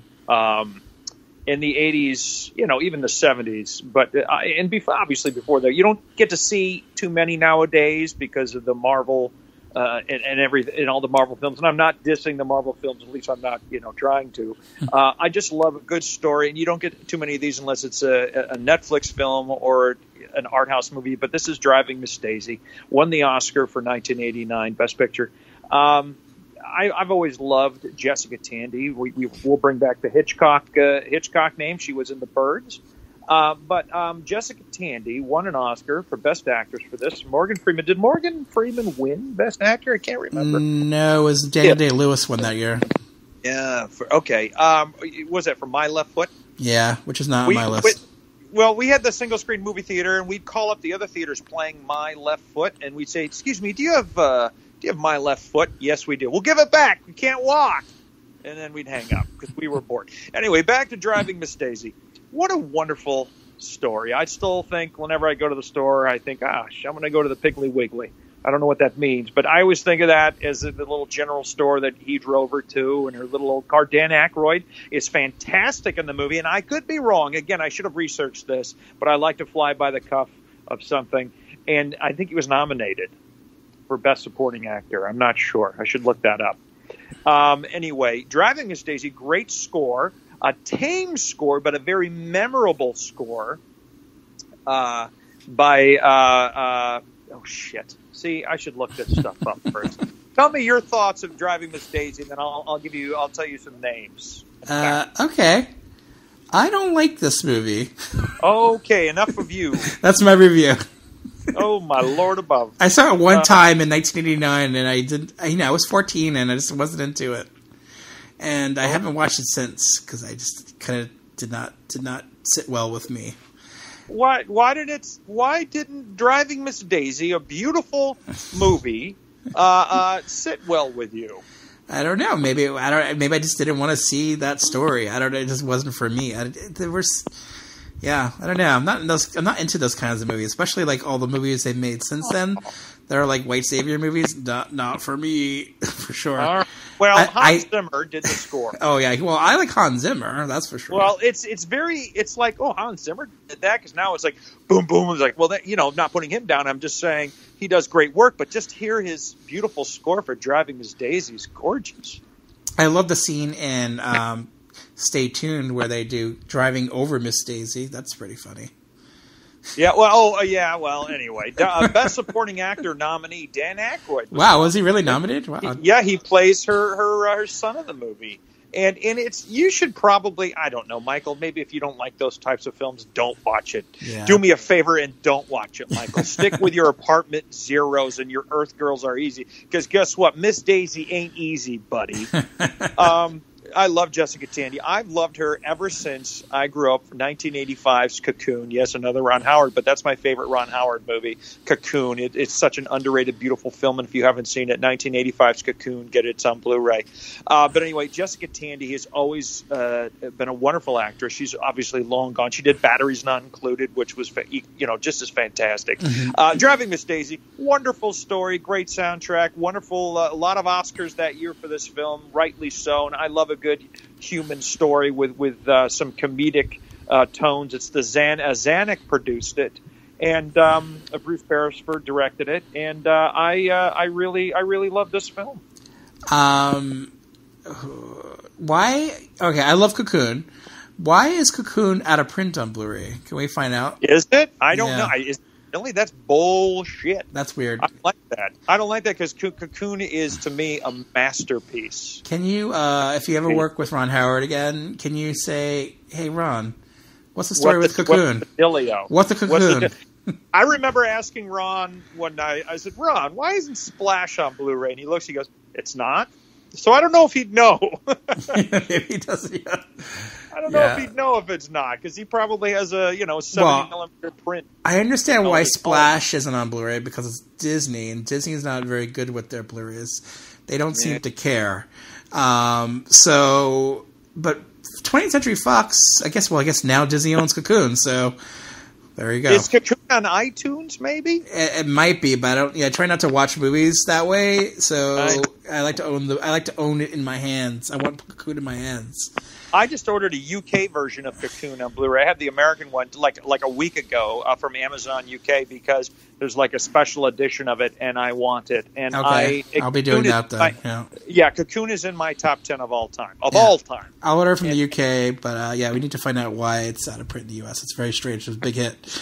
Speaking of scores, and we'll end the Miss Daisy controversy, because there is a controversy. The score by the late great, for Cocoon anyway, by the late great James Horner, is just in my top 5 scores of all time. In fact, we were shooting Inferno in Budapest, and he had passed away the night before. And that morning, while I was in the shower and getting ready to go to set, I listened to Cocoon, and it was very sad. And because James Horner was a gifted composer.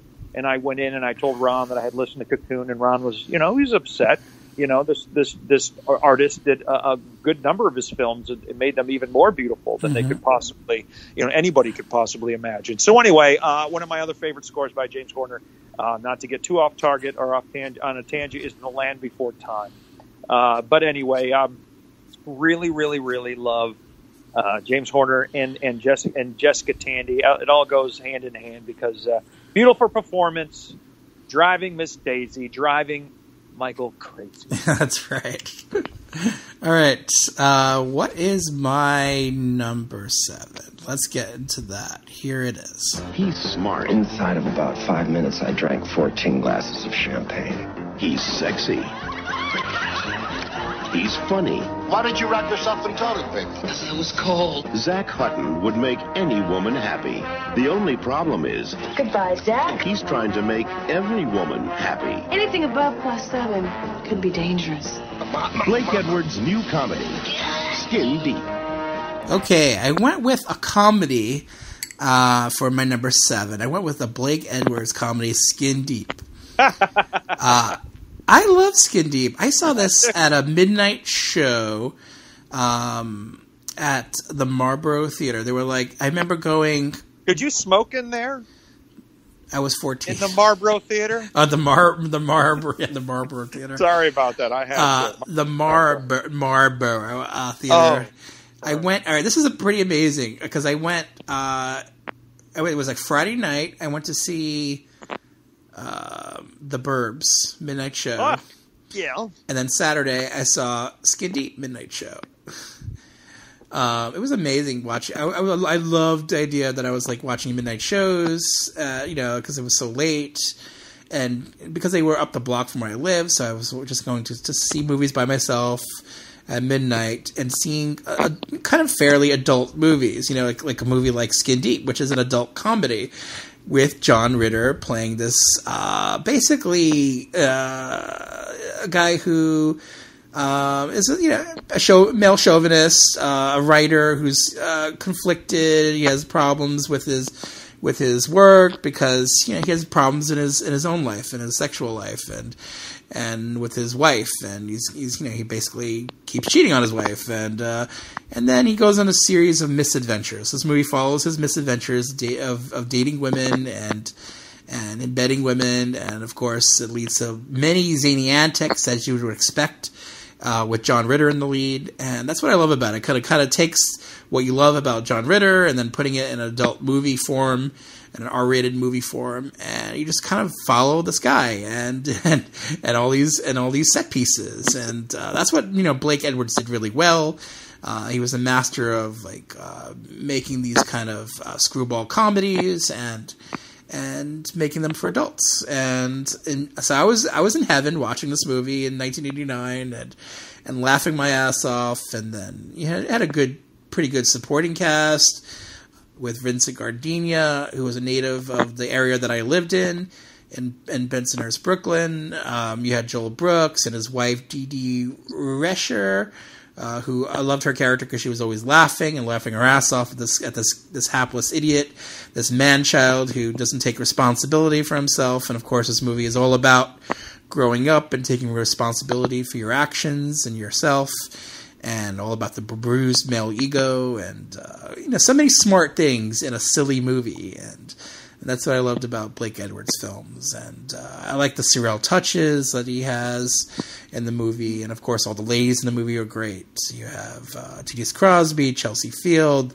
You had that bodybuilder character, Julianne Phillips. So a lot of great women and strong women, and lots of wacky antics. So the perfect recipe for an 80s Meep movie, I would say, Skin Deep. And I go back to it every once in a while, and I have it now. I think it's on DVD only, and I have the DVD, and watch it once in a while, break it out for some good, pure John Ritter laughs. What about you? Well, one reason I wanted to do the 1989 podcast with you so much, because we had done 88, but 89 because I was deep into working in the theater at 17. I was in my home. I was at the movies more than I was at home. That was my home, was the Crest Theater in Binghamton, New York, and we played Skin Deep. And I didn't think, it didn't do well. It played like a week, maybe two. It didn't do well. I just remember it was CinemaScope. It was 2:3:5 aspect ratio. So we had this giant screen, which is what they call IMAX now.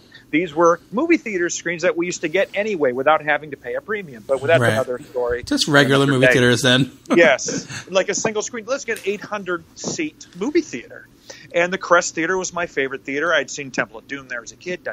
Anyway, so we had Skin Deep. It was a big, wide screen. I just remember I would always run in because it was in the middle of the movie. At whatever point I'd run in, there was a fight scene that took place in the dark. John Ritter's wearing a condom. It's blue. I think it's blue or green or blue. And the other guy who comes in is fighting him. They both have erections and they both have condoms on, and they're glow in the dark condoms, so it looks like a lightsaber fight. And I used to think that was hysterical. Mm-hmm. Can we say erections or yeah. lightsabers? Oh, yeah. Is that okay? Okay, good. And do you remember that scene? It's a fun scene. Oh, yeah. That's definitely one of the major set pieces from the movie, yeah. That's what everybody talks about. And John Ritter, I grew up watching, and I get a lot of I think I learned a lot from comedic timing from watching him on Three's Company and, Chevy and Steve Martin and all that, and Robin Williams. But John Williams was John Williams. He's a great composer. Speaking of composers, had nothing to do. Did he do the Skin Deep score? Then that would be a win, wouldn't it? But John Ritter was just hysterical on Three's Company. And another John Ritter movie that I love, which is like 91 or 92, is Noises Off, which is based on the play with John Ritter, Christopher Reeve, Carol Burnett, Julie Haggerty, Michael Caine, It's a fantastic film. It's only on iTunes. You can find it on DVD maybe. But anyway, John Ritter was a god to me, and I miss him, and I have to revisit this film because it also brings back my time at 17 years old of working, and Skin Deep was playing at the theater. It was a good time in my life. This movie holds up too. It's one of those movies that you would think it wouldn't hold up, but it does. And I feel like that's true of a lot of the Blake Edwards movies. Yes, some of them they're very of their time. But I don't know. It just holds up. And yes, those set pieces are pretty silly, like the glow in the dark condoms, which caused some controversy back then, strangely. But controversy. Yeah. I just made that up. I am not, but I should say that I do have a scotch, so I have an excuse. There you go. It's crazy to think that it did, but it did, and I don't know. It just holds up for me, and every time I watch it, I just get really into it, and I just think he's so great in it. And yeah, I dig it. Makes a good double feature with Blake Edwards' Switch, which came just a couple years after it. So you get the bruised male ego with Skin Deep, and then you get the female perspective with Switch. So it's a pretty good pairing of screwball comedies for sure. Remember when SOB was coming out? I think I saw it. I saw it once, and I didn't think it was that great. It was fun at the time. It was SOB because they had Mary Poppins' boobies in it. Yeah. Remember that? That was a big deal. I remember that for sure. Anyway, just a little segue. Skin Deep, Skin, And we got to find out John Williams did the score to Skin Deep. Anyway, other than that, I have to watch it again. It was just, some movies may not be great to others, but to you, it's a point in your life that you really enjoyed, whether it's good or bad, and that's kind of a movie that just makes you think and travel back in time in your head a little bit. Mm-hmm. All right, let me read off some more lists. Leo Logan wrote in Steel Magnolias, Look Who's Talking, The Abyss, Sea of Love, Honey, I Shrunk the Kids, Casualties of War, Scandal, The War of the Roses, Turner and Hooch, Sex, Lies, and Videotape. And then Steven Carino, Lethal Weapon 2, Batman, License to Kill, Indiana Jones and the Last Crusade, and Glory. War and Money, Batman, Shocker, Screw the Haters, second best movie soundtrack of all time, next to Trick or Treat, Elm Street 5, The Dream Child, Intruder, The Church, Warlock, Indiana Jones and the Last Crusade, Back to the Future Part 2, Lethal Weapon 2, The Burbs, Pet Sematary, Bill and Ted's Excellent Adventure, When Harry Met Sally, Major League, Christmas Vacation, Tango and Cash, Dream a Little Dream, and See No Evil, Hear No Evil. One of the best years of movies of all time. Sue Shippers, 10, Teen Witch, 9, Nightmare on Elm Street 5, 8, She's Out of Control, 7, After Midnight, 6, National Lampoon's Christmas Vacation, 5, Halloween 5, 4, Pet Sematary, 3, Shocker, 2, The Burbs, and 1, Back to the Future Part 2. All right. Can I fix this now? I've Googled. How could I not think that Henry Mancini wouldn't do the score to Skin Deep? But Henry Mancini, the Pink Panther, Blake Edwards. So Henry Mancini did the score to Skin Deep, just for everybody. It's not John Williams, and I don't know what I was thinking. That's right. And I've had 6 scotches. Only 6? Oh, wow. Yeah. Jeff Anderson, Lethal Weapon 2, The Abyss, Born on the 4th of July, Say Anything, Field of Dreams, Parenthood, and The Fabulous Baker Boys. Pat Lighthelp, in no order, Dream a Little Dream, Say Anything, Bill and Ted's Excellent Adventure, Society, and Edge of the Axe. Pat Lighthelp. How you doing, buddy? I know Pat Lighthelp. All right. What's your number 6? I don't know. Oh, I do! I love... Walter's dog just took a dump on Rumsfeld's lawn again. Tom Hanks loves the Burbs. Oh! It's tree-lined streets. Morning, Walter! A paper on every doorstep. And a couple of human sacrifices in the house next door. Ray, this is Walter. The Burbs. Hey, honey, I think we should move. Rated PG. Starts Friday at theaters everywhere. I love this film, and here's the deal: when the movie came out, it tanked. It didn't do well, and I could go on and on about this film. I didn't like it when I first saw it in the theater. It was kind of like I went with the reviews, and I was kind of influenced by those. And it's such a dark comedy. But it's Joe Dante, whom I've loved since Gremlins, and I've gone back, and of course, Explorers and Gremlins and all these things. And this could be easily a 6-hour podcast if I were to tell you all the behind-the-scenes stories and I'm not trying to drop names. It's just I've been in a few Tom Hanks movies, and I've grilled him on The Burbs and Joe versus the Volcano, Sweet. 2 of my favorite Hanks films. And I've gone, Tom said for The Burbs, he had just gotten, I think it was Big. He had just finished Big, and he was really tired, and he had signed down to this. And he said, I just remember being really tired. And I said, Tom, that's great, because your character is supposed to be tired. You want to take a break. You want to rest. You're on vacation. He's like, yeah, that's true. And Ron Howard, produced it. Imagine Entertainment. Great cast. Bruce Dern, Corey Feldman. You have... I should Google this. I forgot the actor's name. He passed away as a comedian. He played Art in the movie. Oh my God! People, please don't kill me. My memory is fading. You know why? Because I'm BC. Rick Ducommun, Wendy Shaw, Henry Gibson, who was so wonderful in a lot of Joe Dante's movies. Yeah, he's one of his troops. One of his guys, Brother Theodore, Courtney Gaines, Gail Gordon, who plays the neighbor down the street. Who, when he disappears, they find his little toupee. But Gail Gordon used to be on the Lucy show. He was good friends with Lucille Ball. And if you look at the movie, when they go into his house and realize he's gone, on top of the TV in the far right, there's a picture of him and Lucille Ball. There's a little trivia for you. Dick Miller, the great Dick Miller, has a cameo because he played Mr. Futterman in the Gremlins movies. He's always in Joe Dante films, rightly so. He just passed away. What a wonderful character actor. Robert Picardo, another Joe Dante staple. And Rance Howard plays that's Ron's dad. Again, produced by Ron, Imagine Entertainment, Brian Grazer. Rance Howard, who just passed away last year, is in it too.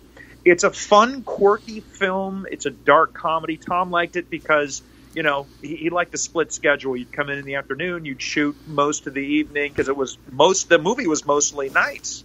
Carrie Fisher, so wonderful as his wife, Carol Peterson in the film. So good. And if you watch the Blu-ray, a Blu-ray just came out. And if you watch it, there's a blooper reel or deleted scenes or the extra reel on there. Corey Feldman, Dick Miller shuts him down. They're about ready to roll a scene, and Corey Feldman's doing his antics. He's singing, and Dick Miller just looks at him. He says, "Hey, kid, shut the fuck up. We're trying to act here." It's the best. So if you get a chance to watch the new Blu-ray, it has that scene, and I never thought now Tom had told me about that day, but I never thought I'd ever see it, and I did. And anyway, it's a wonderful film. And I told you I didn't like it when I first saw it. It got discovered on VHS and Laserdisc over the years, and that's where I fell in love with The Burbs. And then it became extremely quotable, and it's one of the most quoted movies that all my friends quoted. People love this film. There isn't like Joe vs. the Volcano. In fact, I think this is a bigger following. People love this film. It is a fun, dark movie with some scary elements. You know, it's not a horror movie, but it has those, Joe Dante Gremlins type dark elements, which are just quirky, fun, old school monster movie magic that, again, we just don't see anymore that much. And I want to give credit out to a good friend and editor, Marshall Harvey, who directed a good deal of Joe Dante's movies. He edited a movie that I did a few years ago, and I've known him ever since, and I was grilling him on Burbs trivia too. So The Burbs, if you haven't seen it lately, give it a shot, watch it again. And it's, again, another one of those movies that I could put on when I get to a hotel or in my room when I want to putz around or something. I put on The Burbs because it's so quotable, and there's so many memorable pieces of dialogue in that film, so well written.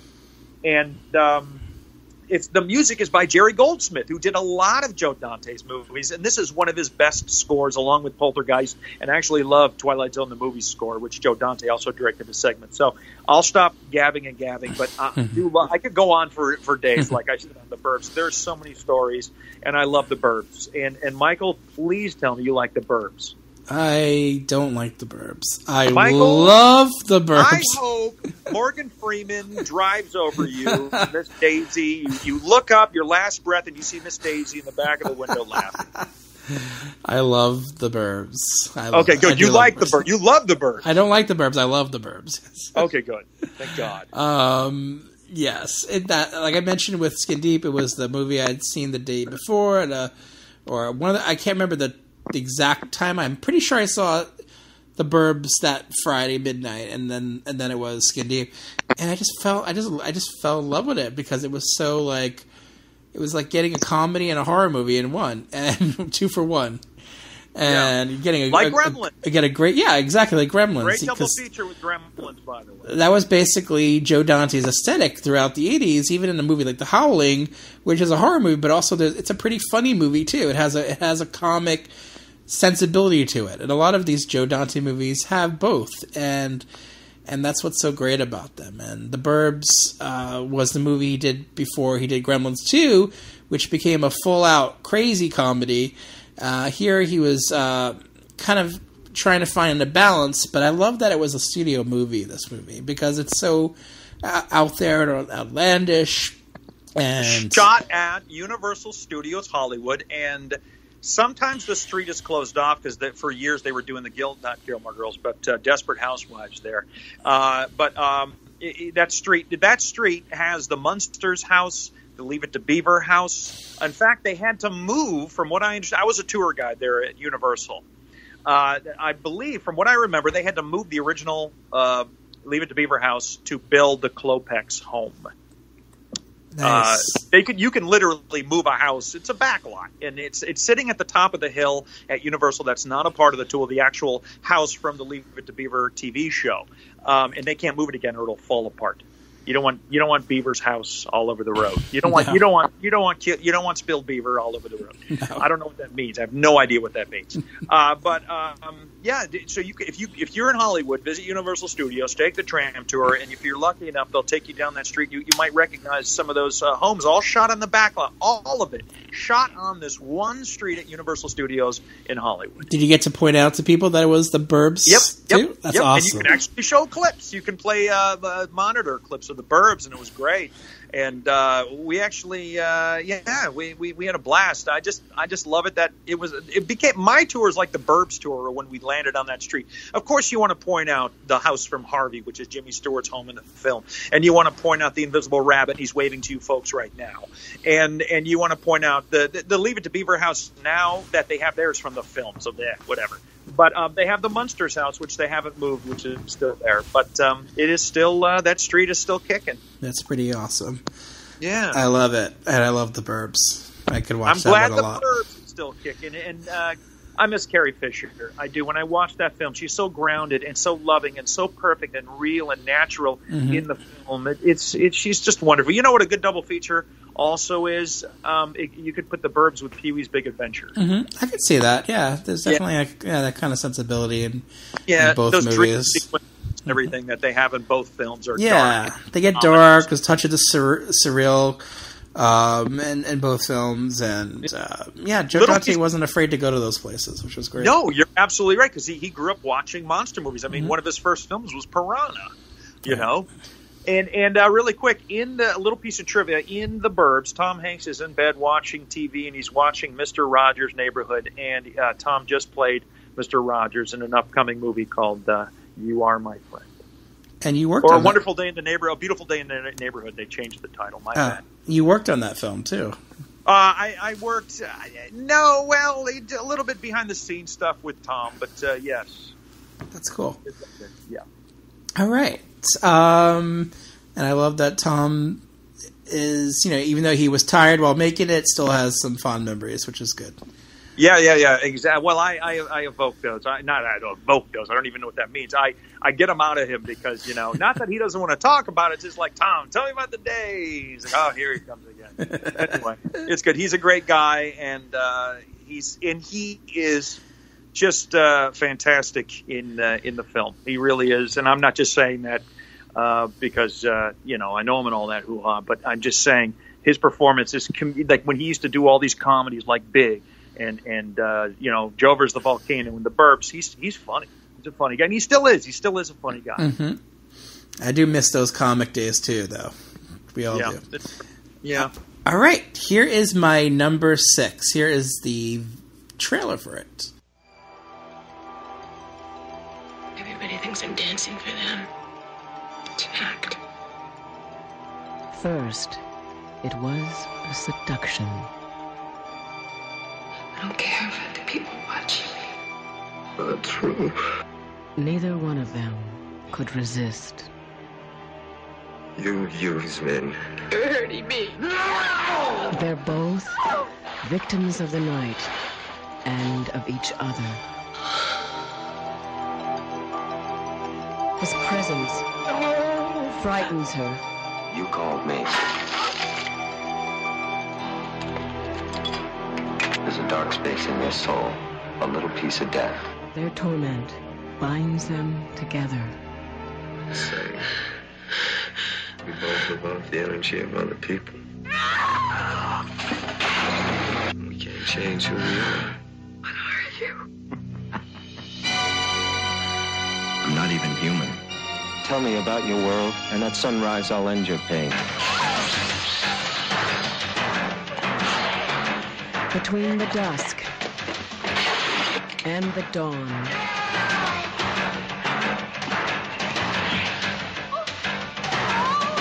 they dance. The dance of the damned.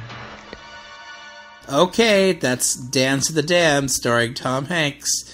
No, not starring Tom Hanks. This one's no. This is a Roger Corman production directed by Kat Shea, which is definitely no comedy, no comedy in this one. This is a story about connection, and we talked about some of these other films. They all have their own themes, like the taking responsibility for yourself with Skin Deep, and Apartment Zero has that dark, brooding quality to it. This one, I would say, is just about connection. This is a story about a stripper and a vampire. And I would say it's the best of the stripper meets vampire movies that I've seen. Strangely, there are a few. This movie was remade a couple of times by Roger Corman. I think he was just trying to capitalize on the central idea of a stripper who meets a vampire, because these are two creatures that live at night in LA, right? The stripper who works in the strip club, and the vampire who can be in the daytime. And this is a story about them connecting and talking and meeting each other and kind of falling for each other in a way, but also just trying to connect to each other on some sort of human level, even though, yes, he is a vampire. And a mulleted vampire at that. It's a very distinct look to it. Kat Shea brought that to her films, all her films at that time. Very distinct Venice Beach look in all her early films. There's always a layer of feminism in all her films, even to this day. She had recently directed a Nancy Drew movie, and I liked it. But there was also that layer of feminism is still there actually after all these years. And here it's about this woman who's broken and has some problems, and a man, of course, who became a vampire, and he just can't connect with people because of who he is and giving into his urges of feeding and killing, and so these two lost souls at night talking and finding each other and connecting with each other. It's just a very simple story that this movie runs around 90 minutes. It's very short to the point, and it has some of that Roger Corman feel to it. That's kind of very small scale. You would say the Roger Corman cheapness, because he does keep his movies on a shoestring budget. But for me, it's an intimate story. The small budget keeps it intimate. And that's why I like this film a lot. And it's really stayed with me over these 30 years. And I first saw it on VHS when it was on the video store shelf as a new release. And, 30 years later, it's still with me. It's still only available on VHS, never released on DVD or anything. So I feel like this is one of the movies in Roger Corman's catalog that needs to be put out on Blu-ray, especially since, Kat Shea has made a studio film recently with, like I said, the Nancy Drew movie. People love her Poison Ivy film, which I do too as well, and some of her other films. I think, yes, this one needs to be put there with some of her better films, because I think, to me, it is one of her best films. And, yes, a small, little intimate story of these two characters. I know you haven't seen this movie. I've never even heard of this yes. movie, but you had me at mullet. You had me at mullet. I love a good mullet, Patrick Swayze mullet. This one is not a good mullet, but it's a mullet. So it's there. It's very 80s, late 80s-ness, and it has a very unique quality to this film that I really like. It's very much, it feels handmade, and that's what I like about Kat Shea's films. You get the sense of the filmmaker making the film, which I love. Like a lot of the good films that do that, they don't have to be. They don't have to have a lot of money behind them or a lot of production value or anything too flashy. Sometimes they can be small scale stories of people talking, like you have with Driving Miss Daisy, which was basically that. They don't just talk; they drive. Yeah, there's some driving in this one, but no one go to the Piggly Wiggly. No, there was a picnic though on a beach. Oh. They probably went to the Piggly Wiggly to get the picnic supplies. But how do you go on a picnic during the middle of the day if you're a vamp? Please don't ruin this for me. Yes. The movie may culminate in a picnic. We'll see. check it out if you're intrigued at all. Dance of the Damned, released on Virgin Vision VHS. I still own the same VHS tape all these years later, and I break it out every once in a while. It might be on YouTube. And they made one not sure. copy.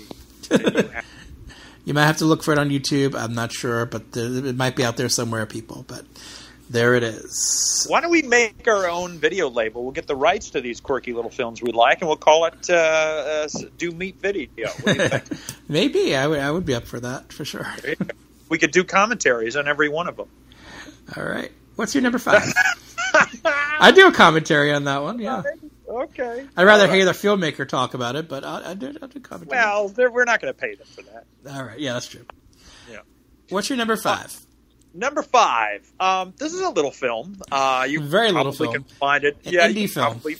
Yeah, it's an indie film. You can probably find it on VHS or maybe some old Betamax tape. It's called Batman. One word, though. Batman.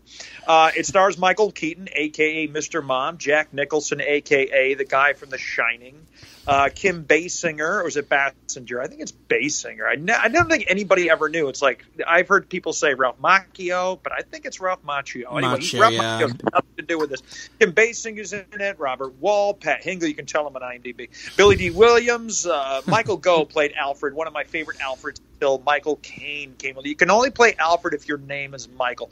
Michael Caine is brilliant, but Michael Gough is great. Jack Palance, with the flat face there. He had a flat face. Jerry Hall is in it. I don't want to keep going. Tracy Walter, wonderful character actor.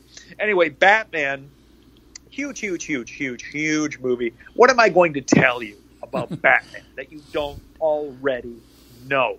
Nicholson, Keaton, Tim Burton, great score by Danny Elfman. It is it's my favorite. It's my second favorite superhero movie of all time.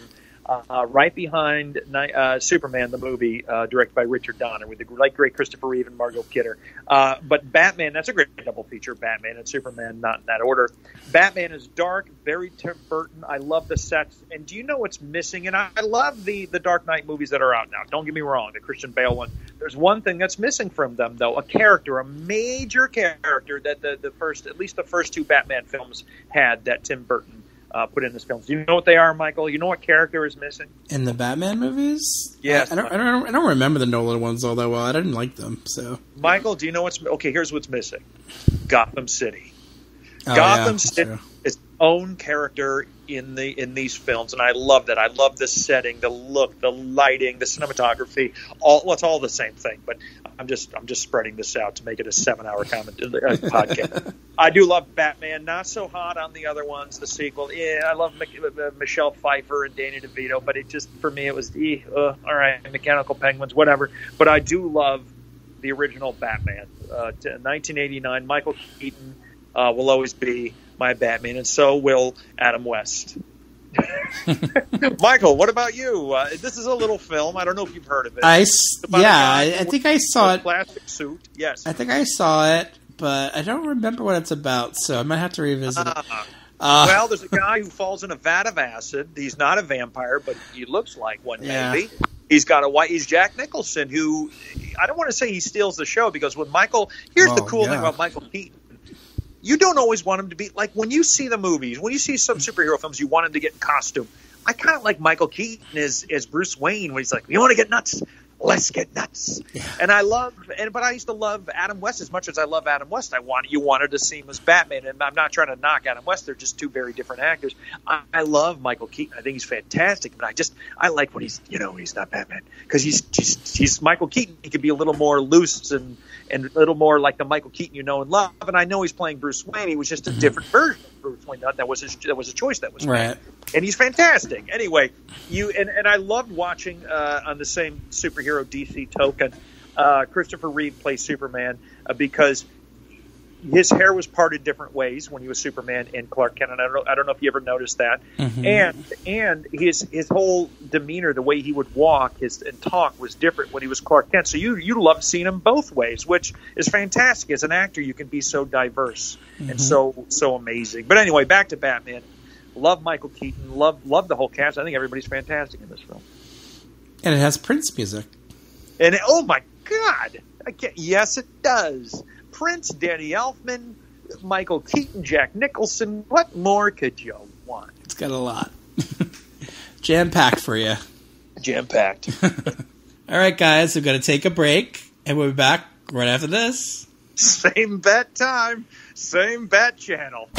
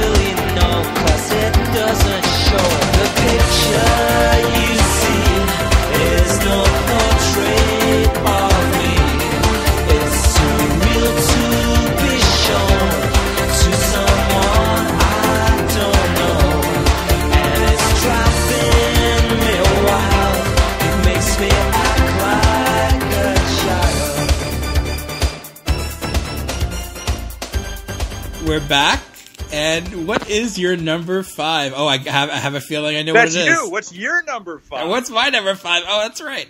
It's my this number is the 5. Work of the Joker. Oh gosh, here it is.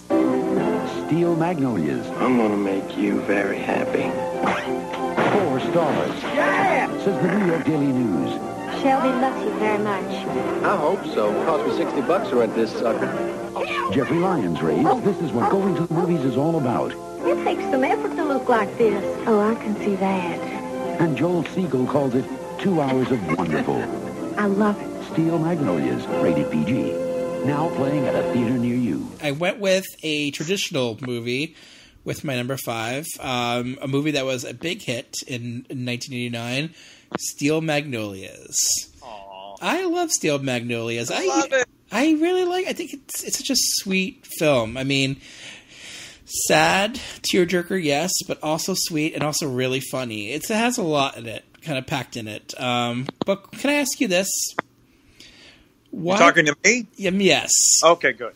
Why the fuck didn't Sally Field get an Oscar nomination for this movie? That scene at the funeral, we're not going to tell you who dies. Dolly Parton. I'm kidding. But when that scene where she breaks down, and the whole movie especially, though, too, but that one scene really pops into my head, and you're absolutely right. She should have been, she wasn't nominated? Not for an Academy Award. No, not at all. It's crazy. Insane. It's insane. It's like, I know she had won, 2 Academy Awards previously for Norma Ray in 1979 and Places in the Heart 85, but, why be penalized for something you're so good at? To bring back Tom Hanks, he's won 2 Oscars, but he wasn't nominated for Captain Phillips. Right. You know what I mean? It's almost like roles. It's almost like they're punished for being good. That funeral scene is a masterclass of acting, and there's so many moments, when in the hospital, she's just so good. So it's so strong. And throughout the film, you could see it. Watching it on Blu-ray recently, it just came out on Blu-ray. It's like a re-release of it because the Twilight Time Blu-ray went out of print pretty quickly. Sony put out a Blu-ray of it. Just like, wow, she's so good in this movie. And Is it out? Can you buy it now? Yeah, it's available now to buy. Guess who's on Amazon right now? Great. Yeah, so good. Julia Roberts is good and fine in the movie, and she got a nomination for her role. But you know what? Sally Field is great, and Tom Skerritt's great in this movie. Shirley MacLaine is hilarious. She's very much a VIP in this movie. Hysterical. Every one of her scenes, I laugh. Olympia Dukakis too, same thing. And Wedgeworth. So many great Dolly Parton, so many great people and great performances, jam-packed in a movie. I don't think you could buy it. I'm online now on Amazon, and it's like German imports for like $21. I'll send you a link. I know it's available. I got it. Maybe I got it from like deep discount. I can't remember now, but let me know if you get a link. Send it to me because, of course, I'd love this film. Yeah, it should be a Criterion title. Maybe it's a little too sentimental for Criterion. I'm not sure, but and some people might have that. You might lump it into those tearjerker kind of movies, and it is, but so well done by her director Herbert Ross, who's made some great movies. Oh, shit, I love Herbert Ross, and I feel like he's not. He's made some really popular films too, like Footloose, and. But and there's there's a really fun dance scene in the wedding in this movie. Like, wow, this dance scene is so well choreographed, and I think he used the same choreographer from Footloose, Kevin Bacon. He used Kevin Bacon to. I'm like, wow, this guy really knows how to direct dance scenes. And of course, he had made 2 great dance movies, so of course. I just love this movie, and so many great moments and great performances, and I just go back to it, and just every time I get caught up in it, and the drama, of course, but also the laughs. It's a really funny movie too at the same time. So don't be afraid that you're just gonna be manipulated with drama. There is that, but there is plenty of laughs, and plenty. Yeah. Tom Skerritt, love him, and you know what a great double feature this would be great with? Mm-hmm. Driving Mr. Daisy. You had to. I did a movie. Go ahead. No, go ahead. No, you go ahead. I saw it as a triple feature in a theater because I stuck into 2 other movies: Crimes and Misdemeanors and Staying Together. Those are 3 movies I saw that day. Jeez, you had some stamina. Yeah, well, I was young. I could watch like 4 or 5 movies. I did a movie in Germany. My scenes were cut. But I got to drive back from where we were shooting with Tom Skerritt in the front seat. It was me and the German driver, and me and him. We just talked the whole way. And I kept thinking, my God, he's in Top Gun, and he's in these wonderful movies, and in Alien. He's always been one of my favorite character actors. And we're just talking. And when you get out in Germany, when there's a bike lane, and they're on the bikes. They'll just run you right over. If you get out of a car and there's a bike coming, you're dead, or somebody's dead. Jesus. So you always get out of the car on the left side, or you're just very cautious when you get out on the right because there's that bike lane. And he opened the door and got right out, and I said, "Oh, Tom, that's a bike lane." He goes, "Now you tell me." And he's standing in the bike lane. I'll always remember that because he was hysterical. Because he's literally in the bike lane. It's like, "Now you tell me." Tom Skerritt, love him. He's kicking. He's a wonderful gift. He's in his late 80s, I'd say, early 90s. I don't know. He's got to be in his late 80s. Beautiful wife and child. I met them both. They're wonderful. They came to Germany with him, and I just love Tom Skerritt, and he's wonderful in this film. His scenes with Shirley MacLaine are priceless. Oh, for sure, yeah. Shirley MacLaine in general, man, just so funny. Yeah, I could totally hear Tom Skerritt say that now. Now you tell me? It's great stuff. But I just love Steel Magnolias. I saw it at the theater, and all my friends made fun of me because it was a chick flick. But I enjoyed it. I didn't care. I love cinema. Yeah, there's no such thing as that as a chick flick anymore. It's a movie is a movie. It's a good movie is a good movie. No, who cares, right? Right. Steel Magnolias. Send me that link. Yeah, we'll do. All right. Reading off some more lists. Leon Saul, 10, Crimes and Misdemeanors. 9, Christmas Vacation. 8, War of the Roses. 7, Honey, I Shrunk the Kids. 6, Lethal Weapon 2. 5, Batman. 4, Back to the Future 2. 3, Weekend at Bernie's. 2, Heathers. And number 1, The Burbs. Ali, this was definitely the hardest one yet. Damn, 1989 was a good year. Top 10, alphabetical after the first one. When Harry Met Sally, Batman, Bill and Ted's Excellent Adventure, Dead Poet Society, Heathers, The Little Mermaid, Major League, Parenthood, Say Anything, Steel Magnolias. Honorable mention in alphabetical order. The Abyss, The Big Picture, Chances Are, Crimes and Misdemeanors, Do the Right Thing, Field of Dreams, Sex, Lies, and Videotape, and True Love. Thank you, Allie, who happens to be Quentin's wife. Oh, yeah. True love is when you can find someone who loves movies as much as you do. That's how we've met each other, Michael. That's right. Ara Alishan, should I take the bait and wax poetic about Jason Takes Manhattan? Okay, I'll behave. 89 was a terrific year. I'll shine some light on some movies that aren't mentioned nearly enough. Here's a few in alphabetical order. After Midnight, The Church, Intruder, Leviathan, Little Monsters, Night Visitor, The Phantom of the Opera, Prancer, Don't Judge Me, The Punisher, See No Evil, Hear No Evil, Shocker, Warlock, and many, many more. Oh, and although it's mentioned plenty, I should say The Burbs is far and away my favorite comedy of all time. Wow. And that's still barely scratching the surface. What a year. Thank you, Ara. Ara is a great pal of mine who's actually, we're going to be recording a podcast soon together. So excited. All right. My pal Demetrios Patsiaris, born on the 4th of July, Batman, Indiana Jones and the Last Crusade, Back to the Future Part 2, The Abyss, Glory. Every time I see Gloria, I think I'm reading Glory Holes. I don't know. That's me.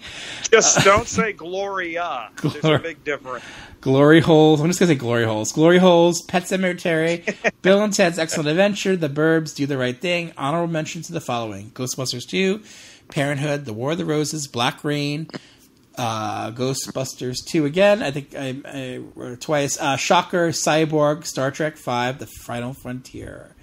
Thank you, Demetrius. Thank you, Ara. Thank you, everyone. Ali, Leon, who wrote your list. I'll be reading off the rest a little bit later. Here is your number 4. I just want to smash your face in. Come on. Guess what Michael Douglas, Kathleen Turner, and Danny DeVito are doing for Christmas? We're making a love story. When trouble begins, it comes at you from directions you'd never expect. The yellow areas are mine. The red areas are hers. This seems rational to you both? I got more square footage. The War of the Roses. Start Friday, December 8th at a theater near you. Oh, my gosh. I love a good, dark comedy. Hence, The Burbs. But this is another one of them. And I just, listen, we all know, at least you and I do, Michael, Romancing the Stone is one of my all-time favorite movies. And I know I have a lot of them, but that's, again, in my top 10, maybe top 5. In fact, right behind me now is a giant UK quad movie poster of Romancing the Stone, one of the most beautiful posters ever painted. And I'll tell you, the War of the Roses is the reteaming of Michael Douglas, Kathleen Turner, and Danny DeVito, and it's also directed by Danny DeVito. It's a dark, like Danny DeVito has this, it's great quality for doing dark movies. Hence, Throw Mama from the Train is dark. A few of his other movies, he makes these dark pictures, and I'm not talking about the lighting quality. I'm talking about dark comedy, and I'm a sucker for dark comedy. I love a good dark comedy. And The War of the Roses is just, it's a mean movie. It's about true love, and then it all goes to shit. And they have such, Michael Douglas and Kathleen Turner, even though Jewel of the Nile is not a perfect movie, great poster by the way, but it's not a perfect movie, but the chemistry between Michael Douglas, Kathleen Turner, and yes, even Danny DeVito in Jewel of the Nile, you can't top that. And I love the fact that they brought that to War of the Roses, a different setting, different characters, and yet you can just feel them breaking up in the movie as the movie progresses, and see, you just want them to break up just because it's getting mean, and it goes a little batshit crazy, like they try to kill each other almost. I don't think they wanted to kill each other, but I think they want this house. And Michael Douglas doesn't want to give her the house. He paid for it, but she filled it with all her knickknacks, and she bought the furniture, and she had it painted, and . So who gets the house? They want the house. That's the last thing that they're going to fight for. And it turns into it goes a little very macabre, and yet the way it's handled is tongue-in-cheek fun. And Danny DeVito is hysterical in it as their lawyer friend. And the cinematography is gorgeous. The soundtrack is fun. I love every aspect of this film, and it's a Christmas movie for me because it opened around the holidays. And there's a great Christmas scene in the movie with a Christmas tree, and there's the snow, and I love it. I'm a sucker for Christmas movies, and War of the Roses to me is right up there, like part of my holiday viewing. I love it. Michael, what do you think of War of the Roses? I'm thinking of that scene with the Christmas tree when it goes on fire, and then Sean Astin plays their son. Yeah, and then the daughter's like outside making out with her boyfriend in the car, and then she's like looking at the tree on fire, and she's like, "My house is on fire," and then he's like, "Mine too, babe." The boyfriend, mine too, babe. No, the house is on fire. It's great.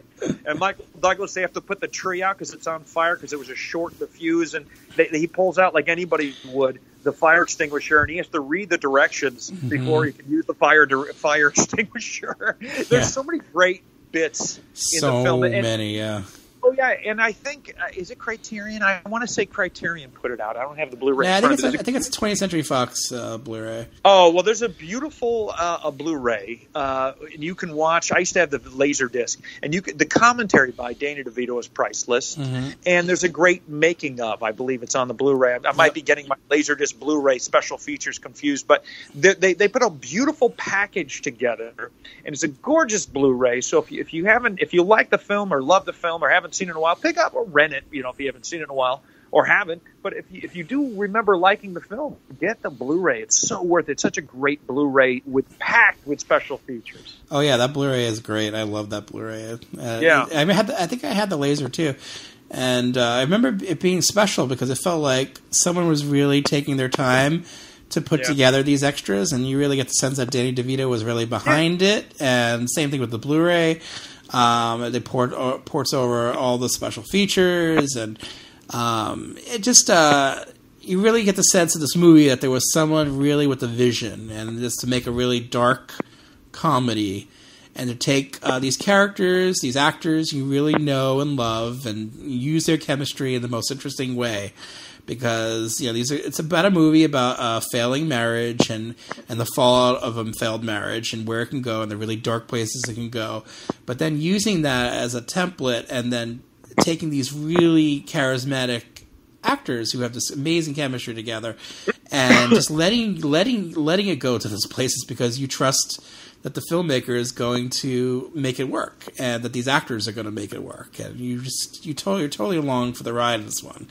And it's filmed to the brim with like little moments, like you mentioned, the way he like pulls, the extinguisher, and the way he like treats the cat and the animals, and the way there's so many brilliant little touches in this movie. I love that it's a commentary on consumption, much like Dawn of the Dead is a brilliant satire about consumerism. This is a brilliant satire about consumption, about how we acquire things and how those things really ultimately don't matter in the end, but yet we spend most of our time consuming and then making them become so much part of our life. In this case, almost to the death of these characters, and it goes to some really interesting and dark places, and what it's trying to say about humanity and how we treat ourselves and how we deal with things and want things. And I love that. It's brilliant. It's a really brilliant film, and it's so funny and so well done, so well performed. It's pretty much a masterclass in acting and direction and really underappreciated. I mean, it did well. It was a box office success, which is crazy to think that because it was an R-rated comedy, very R-rated comedy. I think it was the Romancing the Stone vibe that people just wanted to see these people back together again. They definitely, that was definitely in the air, and and I feel like the trailer and I remember all the TV spots and everything really sold it well. Like, you're going to get something similar like those movies, but something darker and something, and that's exactly what it is. And really well done by Danny DeVito, and just really well made film, and I love it. I think they're great. Kathleen Turner's a hoot to watch, and just to see how mean they can be with each other, and how they try to one up each other, and I like those kinds of movies that do that. That could be pretty fun watching just how these characters behave with each other. Yeah, it's. I agree with everything you said. You hit it right. You hit the nail on the head. And the opening shot, the opening credits is gorgeous. Back when I think they started to do that again in movies where you have the opening credit. But there's an opening credit scene with the cast and the crew and everybody's names are coming up at the beginning with a great score. And it's over this silk, this beautiful white silk. It's gorgeous. Like, oh, we're going to watch a nice romantic, fun comedy. And then the silk you pull out, it's a snot rag that Danny DeVito blows his nose on. And this is the kind of movie it's going to trick you. Mm-hmm. It's not what you think it is. Right. It definitely, it definitely does that pretty well throughout the film, too. Like, it sets up these expectations and then pays them off in ways you don't quite, you're maybe not quite up for. But it challenges the audience, too, which is great. Great. Movies that still did that back in in big mainstream movies that just kind of challenge the audience. I kind of miss those, really. And this is a great one. Do you know what a great movie this could be paired with? What? Driving Miss Daisy. All right. I was going to say Dirty Rotten Scoundrels because there's some one-upmanship in that, but you're absolutely right. Dirty Rotten Scoundrels or War of the Roses. Or, excuse me, or Jewel of the Night. Not Jewel of the Night. Romance in the Stone. I had to look up the poster and go, wait, what's the name of the movie again? Romance in the Stone would be a great double feature. Did I tell you that first and then War of the Roses? And it's like, wow, that was fun. Did I tell you that I ordered a Romance in the Stone poster a few years ago, and then it was sent to me, apparently shipped with packing tape on it? Oh. And then the packing tape got on the poster, and of horrible. Course tore it up. Oh, it's such a beautiful, and I never knew who painted it. Go ahead. And so basically the seller was like, "Oops," like, great. So you never got another one? I never got another one, but I got a refund. But it's just I got, and I still have the torn up one, which is sad. But it was throw it away. Use it. You throw it away because I tell you need to order one. I have like 3, but I'm not giving you one because I want every one of them because it's so beautiful. And one of mine, consumption. One of mine is signed by Robert Zemeckis, which I love. Oh well, that's amazing. Yeah. I just it's everyone loves Back to the Future. Don't get me wrong, it's a classic. I love Back to the Future too. Not like a lot of people, but I really enjoy Back to the Future. It's a classic. But to me, my favorite Robert Zemeckis movie is Romancing the Stone, and without Romancing the Stone, we wouldn't have Back to the Future because that showed the studio he could make a hit, and then he got that's what I heard. I don't know how true it is, but I think I'm going to go with that because I just love Romancing the Stone so much. Yeah, me too, and I love War of the Roses too. There love you go. Love it. Yes, sir. All right, here's my number 4. Do the right thing is astonishing, declares Newsweek. Trust me. Mookie, the last time I trusted you, we ended up with a son. You laugh as you laughed when Lenny Bruce or Richard Pryor touched a raw nerve. It pulses with humor, movement, sexuality, and music, says Rolling Stone. You the man. No, you the man. No, you the man. No, you the man. Siskel and Ebert give it 2 thumbs up, and the New York Times calls it fabulous. Spike Lee's Do the Right Thing, rated R. Do the Right Thing. Spike Lee's Do the Right Thing. I went with Do the Right Thing. Though a movie I didn't watch a lot. I saw it in 1989 at the UA Sheepshead Bay Theater. I saw it was one of those like that year I would see a lot of movies. I would see like 3 or 4 at a time. That day I saw License to Kill, Do the Right Thing, and Lethal Weapon 2 for the second time. It definitely struck a nerve because I grew up in New York City and so yeah, I could definitely relate to some of it, but at the same time, it was interesting seeing Spike Lee's point of view on film, fully on point of view of the film. It's just felt so authentic. to New York. You get a picture of New York City that feels real, but also very elegant. Whereas some New York movies don't portray it quite that way. It felt like a real original to me, and it still does. And Danny Aiello, the supporting cast is really good. I would say Ossie Davis especially is good in it.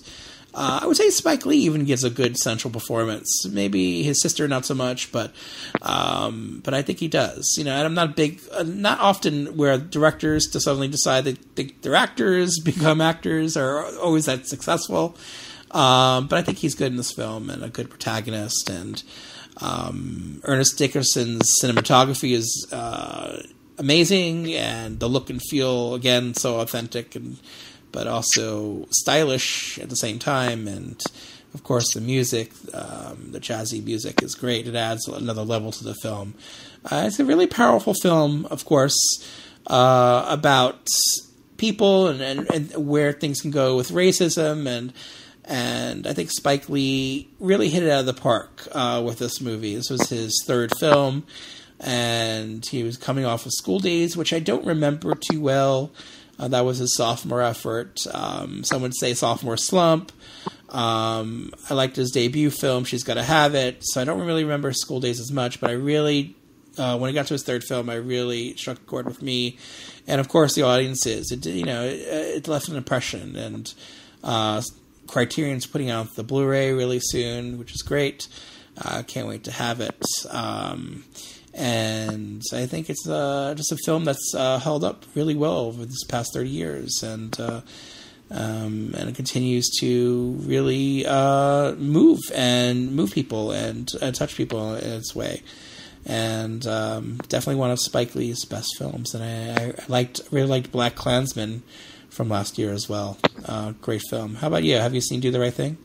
I didn't, and I got to be honest, I haven't seen a lot of Spike Lee's films. There's one film that I did see. It was Mo Better Blues with Denzel Washington, which I absolutely adored. I think it's wonderful. It's not on Blu-ray, and I don't think it's on Blu-ray. If it is, please send me the link to that too.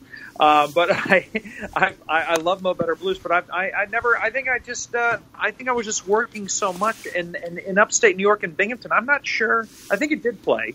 It just wasn't on my radar, to be honest. So I didn't see it, and now you make me want to see it because I do love the cast. So and Danny Aiello is one of my favorite character actors. So yeah, I'll have to check it out. Definitely, it's definitely jotted down, and I'd like to get familiar with Spike. And I know you like New York movies, and I think it's a really good portrait of a New York of that time. I think it really does capture it really well.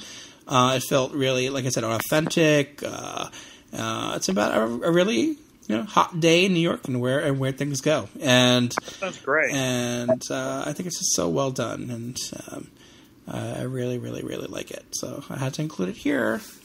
I don't think it's on Blu-ray. What's that? Do the Right Thing? It's Do the Right Thing on Blu-ray? It's on Blu-ray, but Criterion is putting it out next month.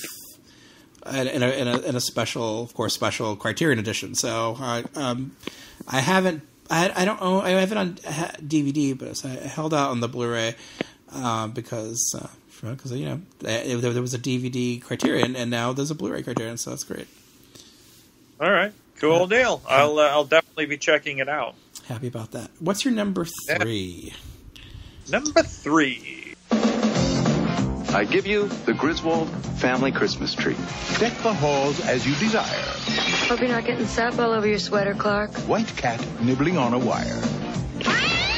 Pine tree sap inside your nails. Sorry. And great gifts are on sale.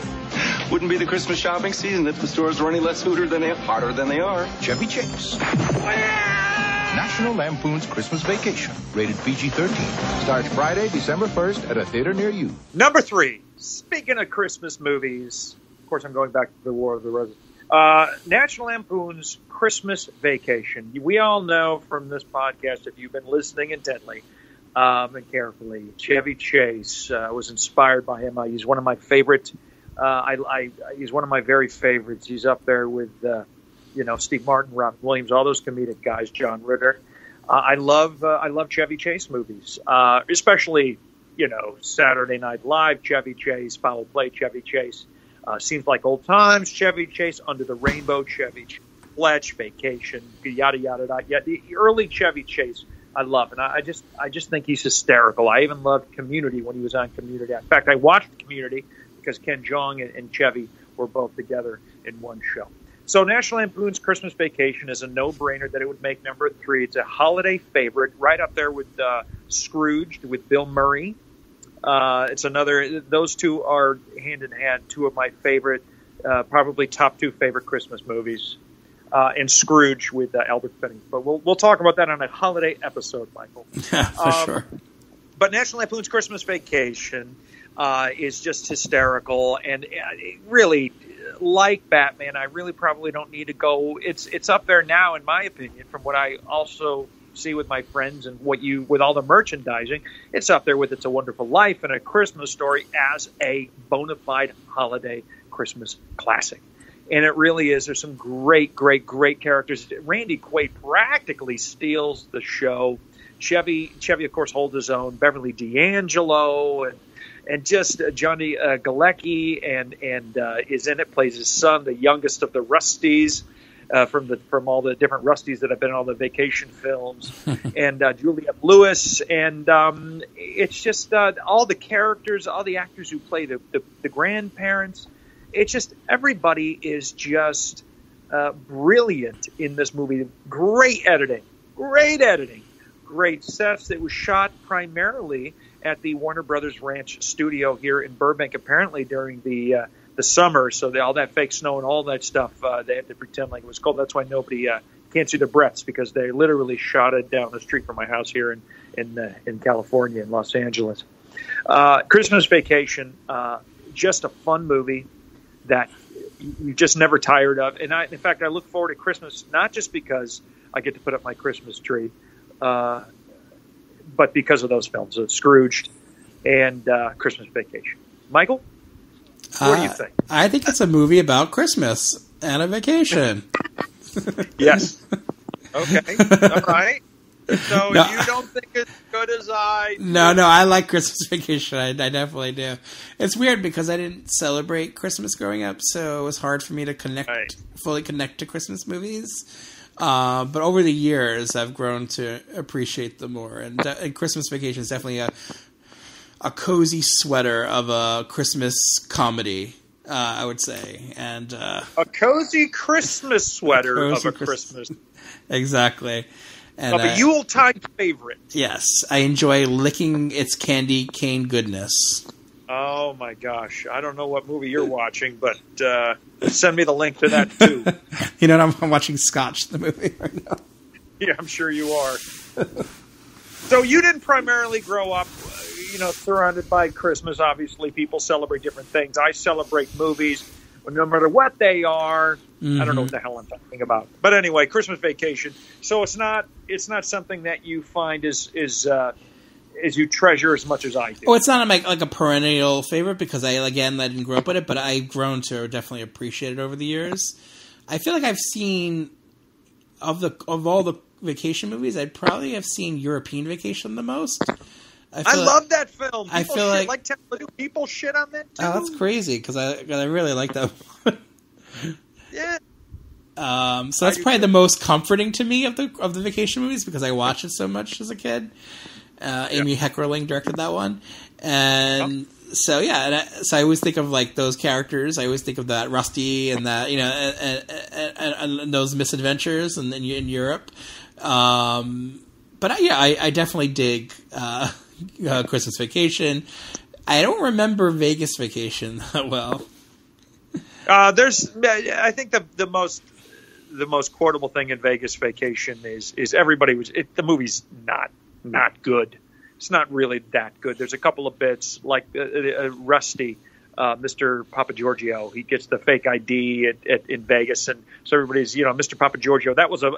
That line was hot for a little while. I don't know if people even finally remember that, but yeah, I think.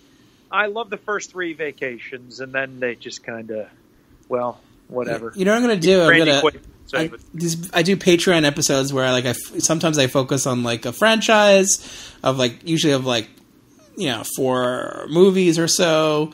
So that's perfect. I can watch all 4 of those movies and back to back and see how well they hold up and talk about them on a podcast. Then that might be interesting to do that. I haven't seen Christmas Vacation in a while, so that might be a good time to revisit it. Great time to revisit it, and a wonderful animated opening sequence. See, I don't remember an animated sequence either. So I do miss the Vacation soundtrack by Lindsey Buckingham, the song "Holiday Road." Oh, they don't use it. They don't use it in the fucking movie. That's the one thing I wish that they had at least. I know they're not on the road. It's a vacation film, but they stay at home this year. Mm-hmm. But it's still a freaking vacation film. That's true. It's not putting Gotham City in a Batman film. Anytime we go on a road trip, like a long enough road trip, I always play that song. Yes. And the kids like it too. So it's definitely become a staple. Your kids have taste. And my kids love Christmas. Of all the holidays, they prefer Christmas the most. So this is what I get for not for not being a Christmas guy. I get kids who love Christmas and want to celebrate, want everything that's Christmas. So I think I got to bust out Christmas Vacation for them. Yeah. I think that's a smart move. And I think you'll be a better father for it, and they'll remember you always. For sure, I think you're right. Absolutely. All right. What were we up to? Number 4s? Number 3? Yeah, number 3s. Michael, what is your number 3? My number 3 is this. Driving Miss Daisy. No. This is paint, Frank. It's not paint. It's a magical sheath which simulates a dazzling head of hair. The fabulous Baker Boys finally found their ticket to success. Hey, where's your dress? What, do I look like I'm naked? Her name is Susie Diamond. I figured you for jockeys, Frank. You stars? Together, they've hit the road. This is not possible. You can't bring a dog. It's possible. And only good times lay ahead. The fabulous Baker Boys, rated R. Starts Friday, October 13th. All right, my number 3 is the Fabulous Baker Boys. Oh, I love it. I love the Fabulous Baker Boys for so many reasons, really. The performances, I would say foremost, Jeff Bridges and Beau Bridges playing these brothers who are, they've been performing together most of their lives. You sense that Jeff Bridges is unhappy. And of course, they hire a singer played by Michelle Pfeiffer to enliven their act, which has become stale. And she does that. But then she also becomes the thing that kind of splinters their relationship, too, at the same time. The movie doesn't... that's the central idea of the movie, but there's so much more in this movie, because this is a movie about nuances, about performances, about little moments in between the big moments. And I love that it's about withholding feelings and facilitating change in your life, and how people can do that, how people can unexpectedly do that too. Steve Kloves, whose only other film is Flesh and Bone from the 90s, did this film. He wrote and directed this film. He was a screenwriter of Wonder Boys and the Harry Potter movies, of all things. But here he directs a really great film about people. And I love Michelle Pfeiffer in this movie. I think she steals the movie. Her toughness is great. Michael Ballhaus's cinematography is unparalleled in most movies, and here, so great, showing off Seattle in a very interesting, beautiful way that you don't usually see Seattle portrayed. I feel like Seattle in movies usually means rain. This is not a rainy movie at all. He shows Seattle in its grunginess, but also in its beauty. I was really into cinematography while watching this movie in 1989. I would say this is the movie that really got me into looking at cinematography as its own thing while watching this movie in 1989. So I really started studying it with this movie and movies that were coming out around this time. a little bit after this, but I really remember this one was the first that really kind of started. I really took notice of how movies looked. I mean, I took notice before, but this is the one I would really say I really made a point to look up what Michael Ballhaus did before. Of course, he worked with Martin Scorsese a lot, and just the beauty of how pictures and filming pictures can really tell a story as much as the script will, as well as the characters can relate to each other and so on. I just adore this movie, and I watch it a lot. It's on Blu-ray from Twilight Time. So happy to own it on Blu-ray because it brings out the beautiful compositions and shots, and of course the performances really are really interesting to watch, and to see the differences between the two brothers. Of course, the two real-life brothers playing brothers is an interesting angle, maybe to get audiences interested in the film, but also to see the differences between the two actors and how they play off of each other, and with that brotherly love and also animosity, and of course Michelle Pfeiffer in the middle of all of it. So and her performances are great, and her singing is great, and of course she adds sexiness to the film, but a toughness, which is really interesting. And I just adore her in it, and adore the movie so much. How about you? I was sorry. I was wiping the tears from my eyes because I love this film so much. But yes, again, not in my top 10. But if you paid attention, which I didn't, at the top of this, my honorable mentions, it kept getting pushed down, and it was driving me crazy because I'm like, I love the Fabulous Baker Boys, but where am I going to put it? It's one of those things, and I feel terrible that it's not in the top 10. I love this film since the day it came out, and again, worked at the theater when it played, and I was so excited because I didn't know what to think, and I love a good human story. So I enjoyed the film. I love the jazzy, the music, and I love Jeff and Bo's chemistry. Of course, real life brothers, and they were great together. Of course, they'd have chemistry. They're brothers. They were wonderful in the film together when they're spray painting the bald spot on the back of Bo's head, and that's fun. But Michelle Pfeiffer, gorgeous in the movie. What a beautiful performance! And you're absolutely right, Michael. She steals the show. She's fantastic in this movie. Her lounge singing, it's so you feel bad for these guys because it's like they're going from they're musicians, but they got to go to these different lounges all the time. And then brother, it's a whole thing. Watch the movie anyway. She's fantastic. She's laying on the piano singing, and just like how you imagine a lounge singer. At least maybe up until then, I never thought about it. But after that, that's how I always imagined lounge singers, like Michelle Pfeiffer lying on a piano. I love the movie. And you mentioned Michael Ballhaus's cinematography, and let me just say, it's its own character in the movie. And I'm glad you made a point of bringing that up and focusing on that for a beat or two. He was a magician with light. He was so good. And when I see his name in credits on some of my favorite films, not just Scorsese's films, like Color of Money, that opening shot in Color of Money, and during the opening credit sequence, title sequence in War of the Roses, but the opening title sequence in Color of Money with that cigarette smoke. And it's all black, and it's just lit. I love a good lit cigarette in the movie. I'm not a smoker, but I love the way cigarettes look in films. I'm sorry. Even if you're not a smoker, some cigarette smoking looks great in movies. It looks sexy, and Michael Ballhaus made cigarette smoking look sexy. Dirty Rotten Scoundrels, he was a DP on. Working Girl, the great Mike Nichols, what a beautiful looking film. Another Michael Ballhaus film, and he worked a lot with Mike Nichols. I did a movie with Mike Nichols, but different. That was Stephen Goldblatt.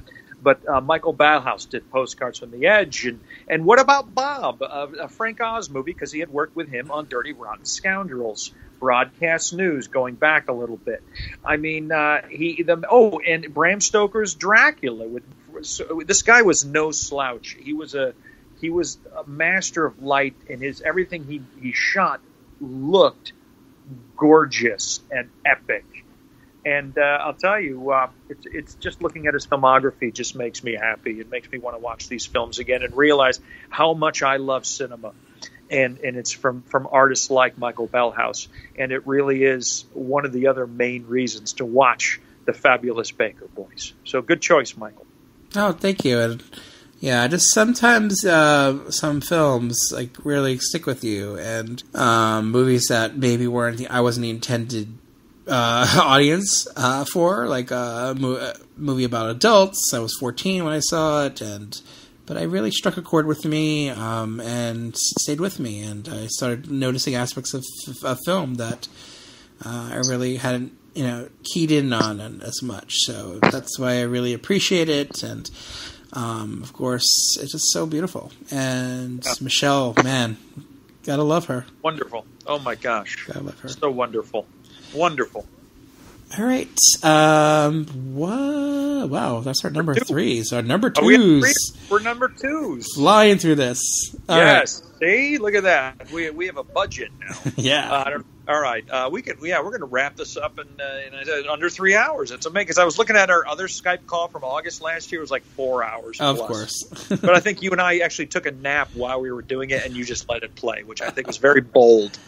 All right. My choice for number 2 is a beautiful motion picture with a wonderful performance and one of the most heart-wrenching,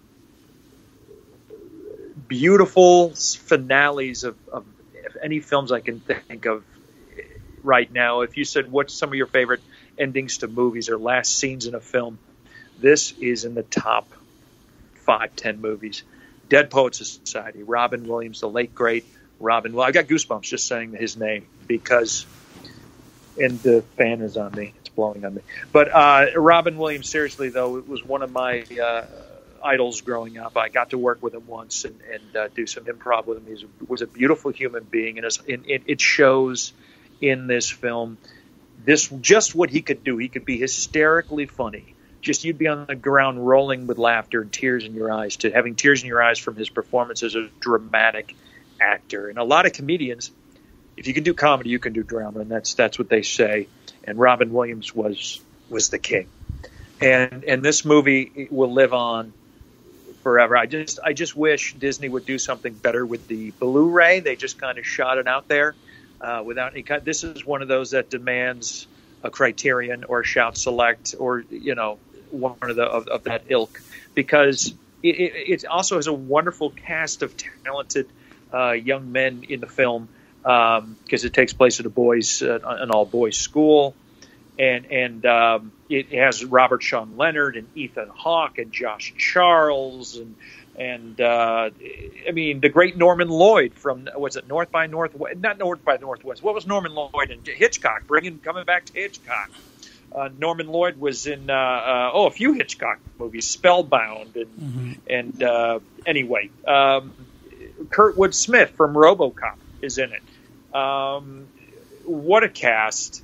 And I don't want to if you haven't seen the movie, shame on you.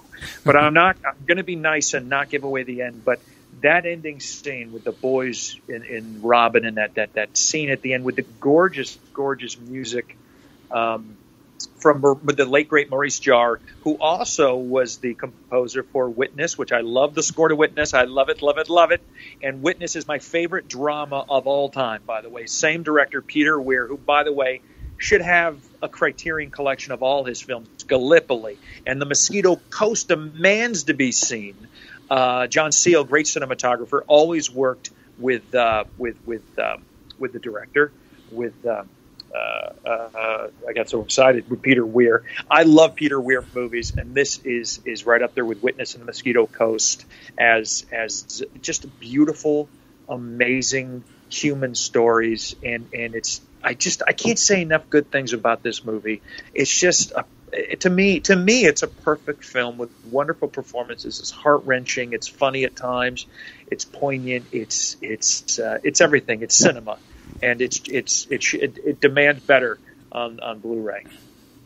Yeah, I agree with you. It does need a more special Blu-ray. It'd be interesting to see like the actors in the movie like reminiscing about their experiences, maybe talking about Robin. Yeah, 30 years later. That would be a nice nice addition. I think a 30 year commentary track by maybe John Seale, the cinematographer, or Peter Weir, or anybody involved in the film. I want to hear about this. Yeah, that would be cool. Yeah, it's, Hamlet 2 was like the satire of inspirational teacher movies. Of course, with a teacher who doesn't inspire at all.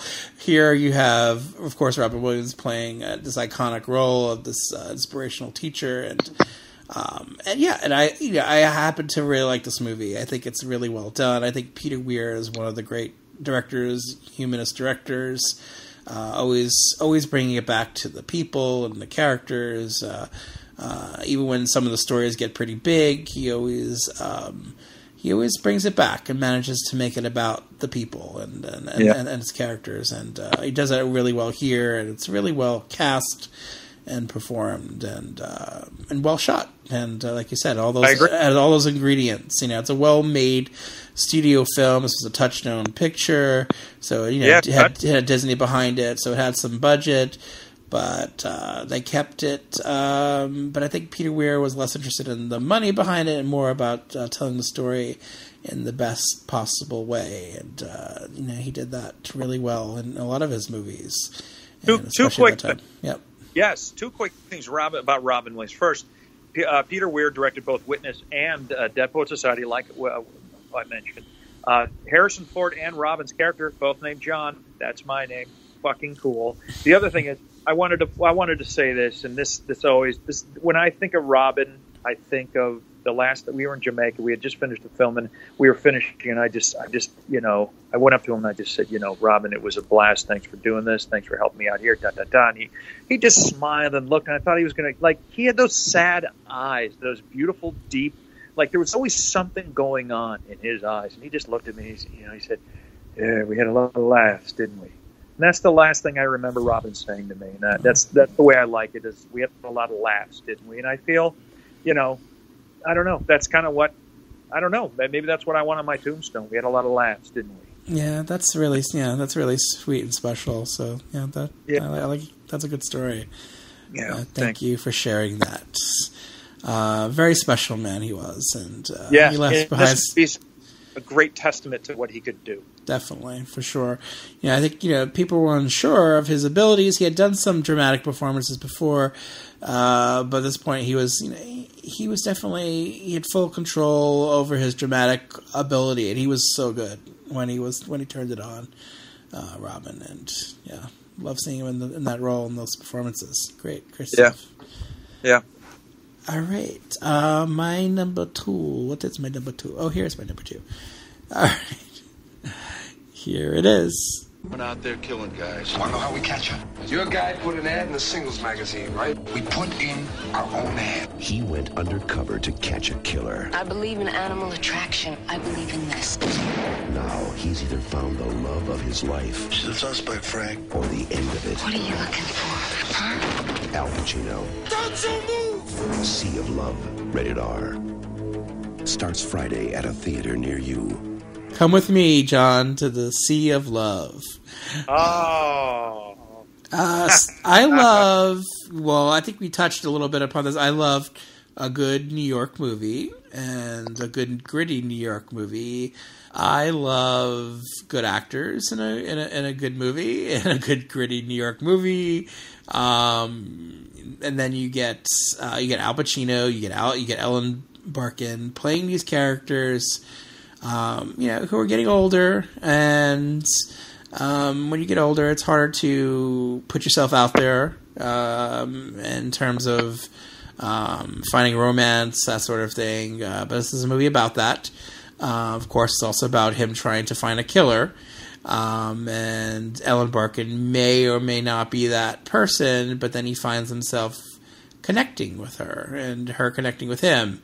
So it's another movie about connection in an interesting way in this thriller genre and this landscape of New York, and how these characters can connect with each other, and just follows that. And then, of course, this killer who's killing these men, and we are following her, and I think for the most part, it's hard to avoid spoilers with this one.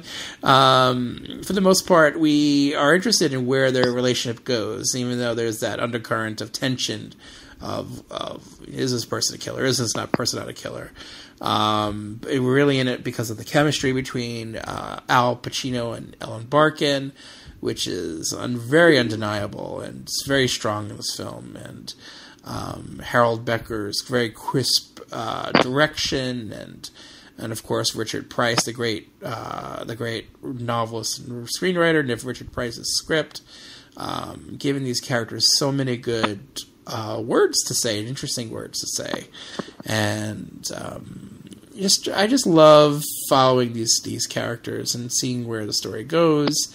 I watch this one quite a bit. I feel like even though I know where it ends and I know where the mystery takes us, I kind of get involved, and every single time I watch it, that's what a good movie can do.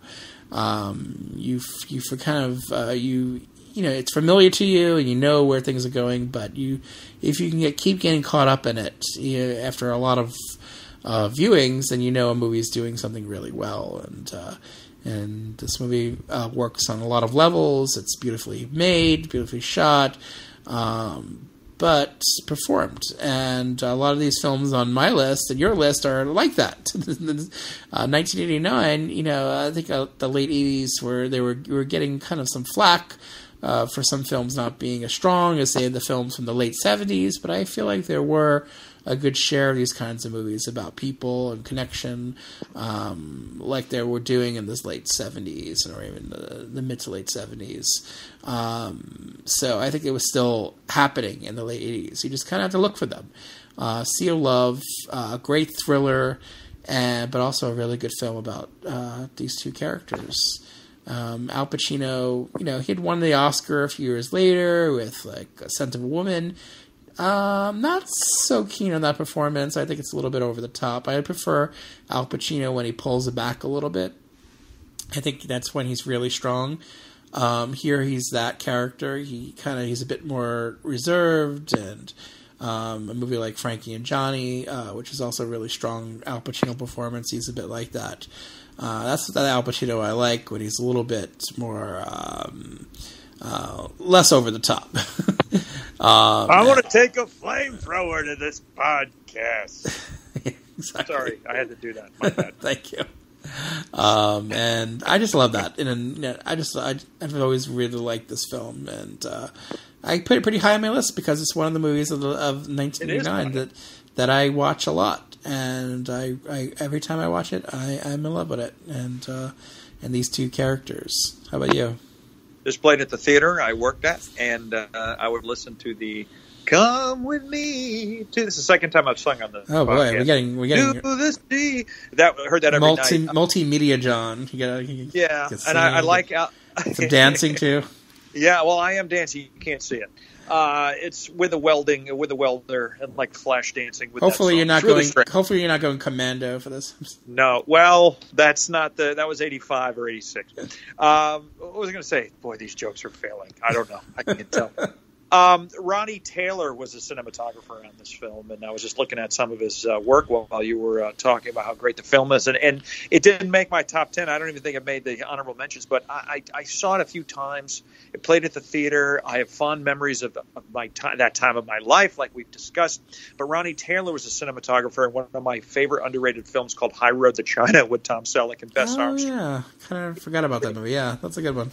That's another thing. And Gandhi. And Savage Harvest with Tom Skerritt, one of the greatest movie posters of all time. If you get a chance, folks, go and look up Savage Harvest movie poster 1981, and you will smile from ear to ear. In fact, I'm going to go hang it up.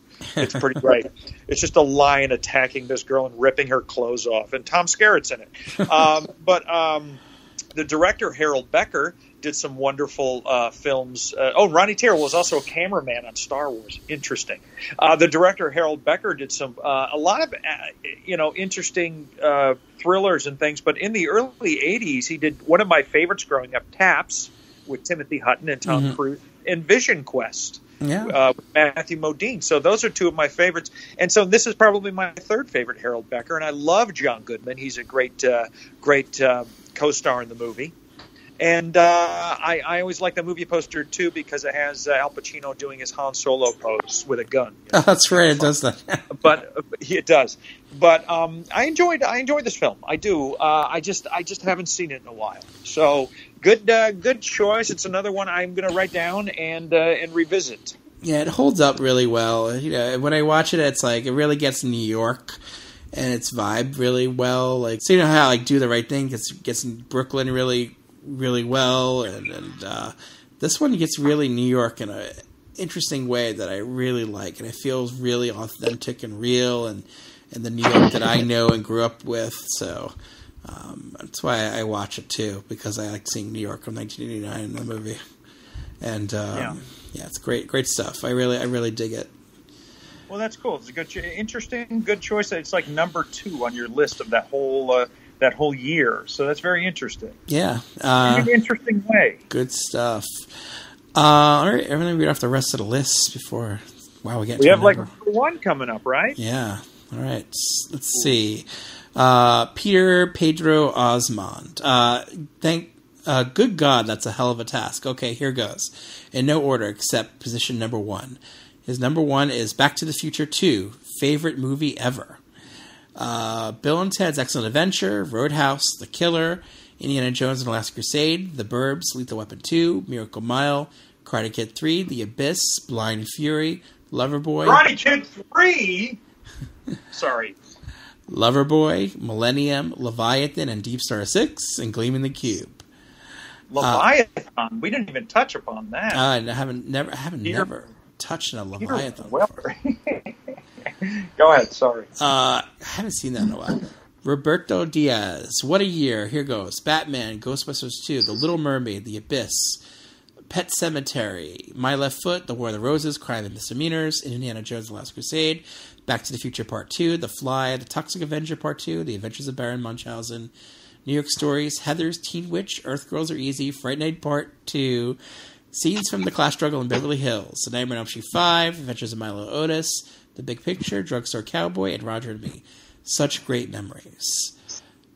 Joseph Charlesworth. I'd have to do some serious soul searching to make a top 10 list, and I don't feel like I'm doing that right now, so here are my favorites in alphabetical order.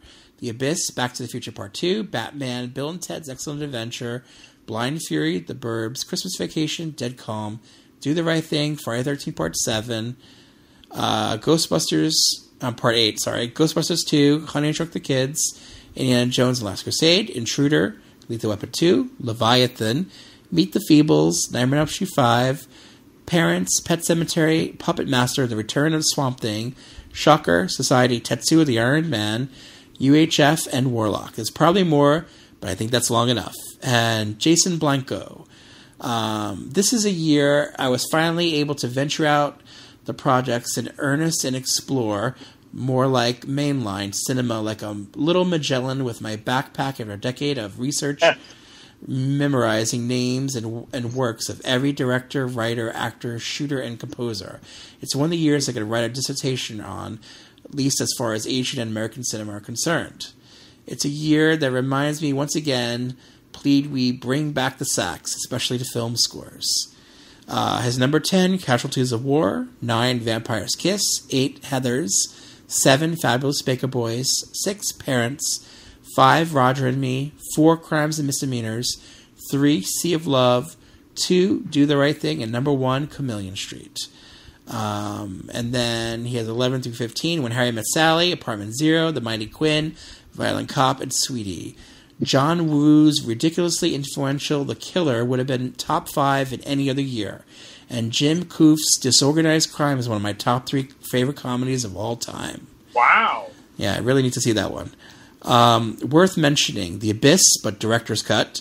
Cat Chaser, but unreleased 3-hour cut, seen at AMMI in 1995 and AFA in 2014. Dead Bang, unassuming, quintessential cop on the edge of a portrait with more to offer than others may think upon first viewing. Edge of Sanity, 100 Proof Perkins, Expressionism, and Kink. Great Balls of Fire, for all its broadness, it's specific and graphic about the primal sexual nature of rock and roll, liberation, and just where it comes from. Black oppression, juke joints, the blues, both music and state of mind. Jackknife, kind of raw, slice-of-life character drama not made anymore. January Man, transcendent. Johnny Handsome, pure pulp noir. New York Story, Scorsese and the Artist. Penn and Teller Get Killed, transgressive. Pet Sematary, Aunt Zelda, Say Anything, unusually intimate and humane. Shocker, more to chew on here than anyone wants to bite, typical of Wes. Skin Deep, another depressingly incisive and hilarious, in my opinion, Blake Edwards' treatise on flawed masculinity. True Believer, you know my feelings on this one. Busload of faith indeed. War of the Roses, guts. Guilty Pleasures, I watch every other year or 3. Gross Anatomy, An Innocent Man, Fletch Lives, K9, Lethal Weapon 2, Loverboy, and Next of Kin. Turner Hooch, and Chances Are. Batman's important, but I don't love it. Preferred sequel. Halloween 5, final slasher film, released in the 80s. I adore and watch every year, every October since 2001. Prancer and National Lampoon's Christmas Vacation every December. License to Kill, still my favorite Bond film, though not novel. Black Rain looks gorgeous. Many others I own and have affection for. Let It Ride, Uncle Buck, Bloodhounds of Broadway, Breaking In, Bernie's. But oy vey already, right? Thank you, Jason Blanco. That is a pretty epic list. I love it. Thank you so much. It's great. I got to see Let It Ride again. I think it's time to let it ride and watch that. I think I have the DVD somewhere just for shits and giggles, and I'm going to check it out. All right, let's get into your number 1. Here it is. On Wednesday, May 24th, Paramount Pictures invites you to have the adventure of your life. Dad! What? Dad! What? Keeping Up with the Joneses. Are you crazy? Don't go between them! Go between them! Are you crazy? Harrison Ford. Sean Connery. You call this archaeology? Indiana Jones and the Last Crusade. Rated PG-13. Starts Wednesday, May 24th at theaters everywhere. Surprise, surprise, surprise. My number 1 movie of 1989 is a little film from Steven Spielberg, the man who directed Duel. It's called Indiana Jones and the Last Crusade. Now, is it my favorite Indiana Jones film? No, as I mentioned before, it's not. I go in order. My favorite is Raiders of the Lost Ark, and I refuse to call it Indiana Jones and the Raiders of the Lost Ark. I refuse to do that. That's crazy. It's called, exactly. It's called Raiders of the Lost Ark. Then it's the Temple of Doom, Indiana Jones and Temple of Doom. And then Indiana Jones Last Crusade, and that's kind of where the end for me. Until hopefully Stephen casts me in Indiana Jones next year, and I will hand a monkey a pencil. I don't care. I will hand Indiana Jones a monkey. I don't care as long as I'm in the movie. I just want to be. I feel like it'll come full circle. Anyway, I might come full circle. So, Michael, that was terrible. Indiana Jones and the Last Crusade. You know what I love about it? Steven Spielberg said to George Lucas, I want to make a James Bond movie. George Lucas said, I got something better than that. Okay, Indiana Jones was born. I think it's so wonderful that they got James Bond to be Indiana Jones's father, because that's kind of how it happened. And Sean Connery, no better choice. I would have accepted Roger Moore, too. He's my favorite Bond. Fight me. I don't care. But I do love Roger Moore. I do love him, but I do love Sean Connery. He's fantastic in this film. He's out of his element. He's Indiana Jones is more of the swashbuckling, adventurer. His dad is, the more scholarly one. And I like how it brings back Marcus Brody and Sala. And even though it doesn't have a strong female love interest, there's some twists and turns. If you haven't seen it, too bad. Spoiler alert. She's not a good person. I just, I miss the Marion Ravenwood, or I'll even take a Willie Scott. At least we'll have somebody that's, I just felt like it could have been a better female, heroine in the film. Anyway, I do really love the film, but it's not my favorite. And it drives me insane when people say Last Crusade's my favorite, because no, Raiders of the Lost Ark should be your favorite. Temple of Doom, there's certainly a lot of fun. Stephen always says, in the interviews I've read, where, he made Last Crusade, whimsical and fun to make up for the dark tone of Temple of Doom. Now, here's the thing. I already told you I love dark comedies. I don't think I mean, there's some heart ripping out. It never bothered me as a 12-year-old when I saw Temple of Doom, but it never bothered me. I enjoyed the film. It was an adventure. They're serials, you know. They're based off of serials. That's what Indiana Jones does. That's why he has a different, female lead in every film.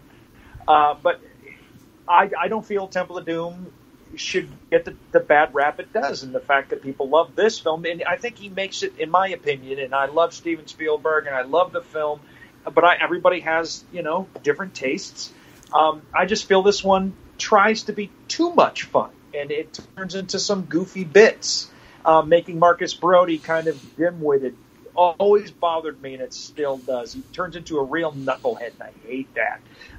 Denham Ellie was a wonderful actor, and he certainly is wonderful in Last Crusade. I just didn't like what they did with the character, so that brings it down a few notches for me. Is it a fun summer movie? Yes. River Phoenix is fantastic as a young Indiana Jones. There's some great stuff in this film. There really is, and I don't dislike the film at all. In fact, like I said, they all go in order, and I don't want to keep going and going and going, but it isn't my number one movie of 1989 because it is Indiana Jones. I did have a blast. I did see it numerous times while it played. And it's got a great score, as usual, from John Williams, and Harrison Ford's fantastic. And again, great chemistry with Sean Connery. I love it. I just love them in order, though. Michael? I'm with you. It's a good movie, but it lacks some things like that the first two Indiana Jones movies had. Like, it lacks like the great lead, like a female lead, like you said, with Karen Allen in the first one. I like Willie Scott. And in fact, the other night I took a buddy of mine who had never seen Temple of Doom to the screening. He's like, "Well, Willie Scott, that was her character. Yes, she screamed a lot, but she was the heroine who broke the nail, who broke her nail, and she let you know."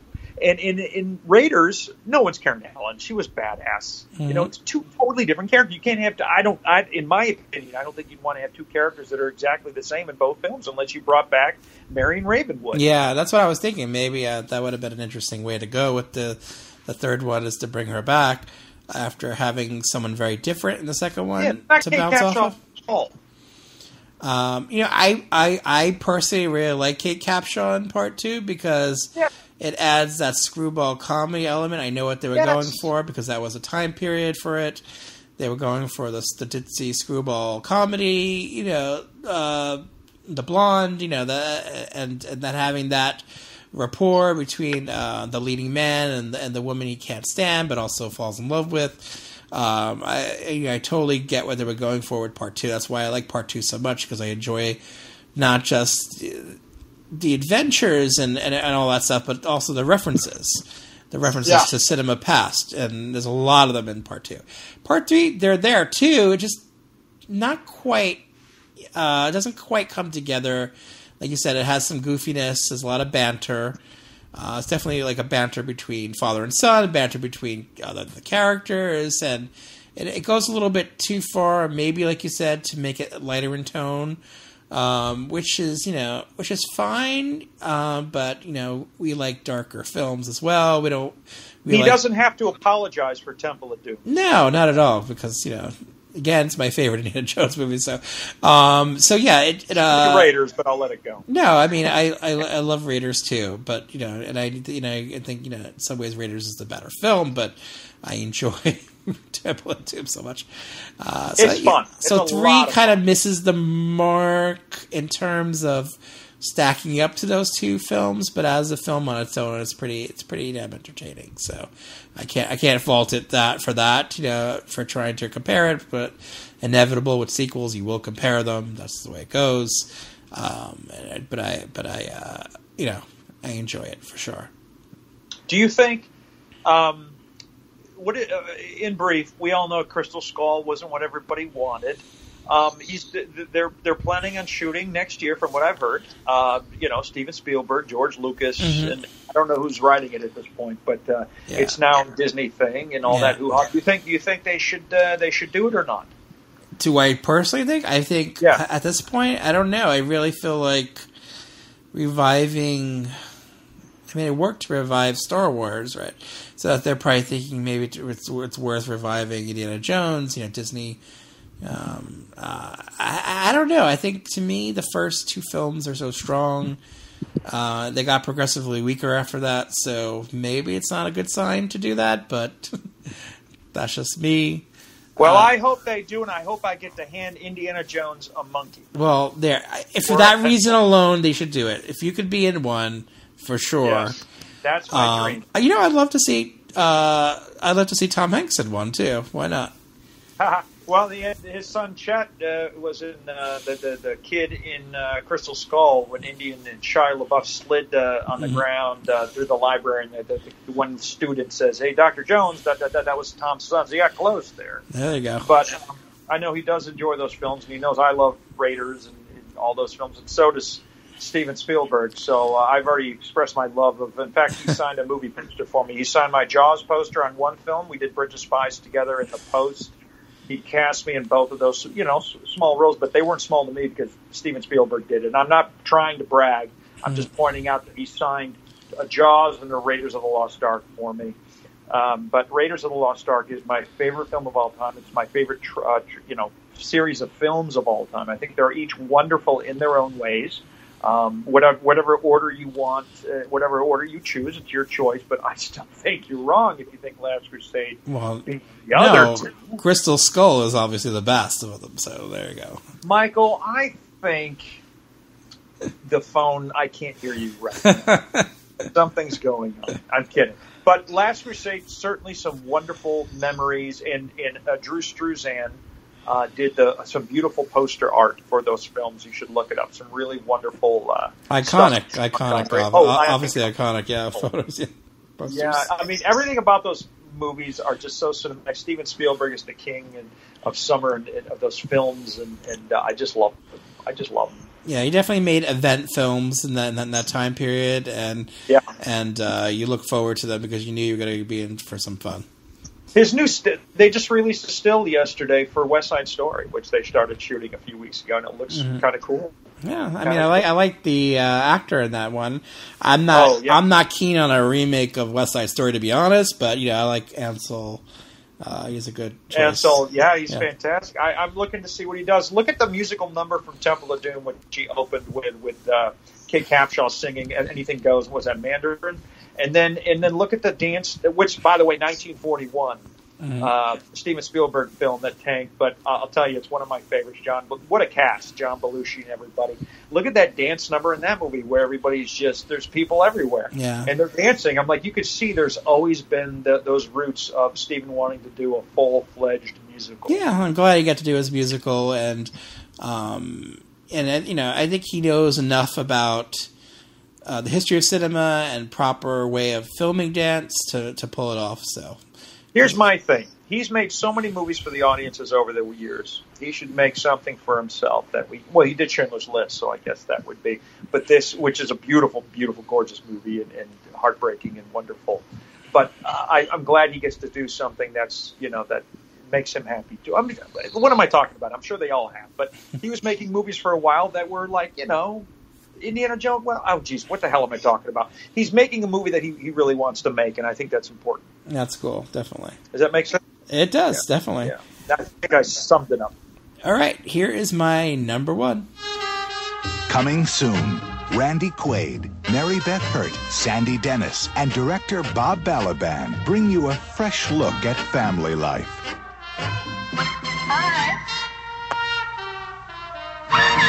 The Lemley family is moving up in the world. Rise and shine! But something is eating at young Michael Lemley. You're not scared of your room, are you? Michael, the cellar's dark. Everything's dark at night. His parents think Michael's problem is in his head. But Michael knows it's on his plate. What are we eating? Leftovers, honey. Leftovers from what? From the refrigerator. We had leftovers every day since we moved here. I'd like to know what they were before they were leftovers. Before that, they were leftovers to be. Michael, there's nothing to be frightened of.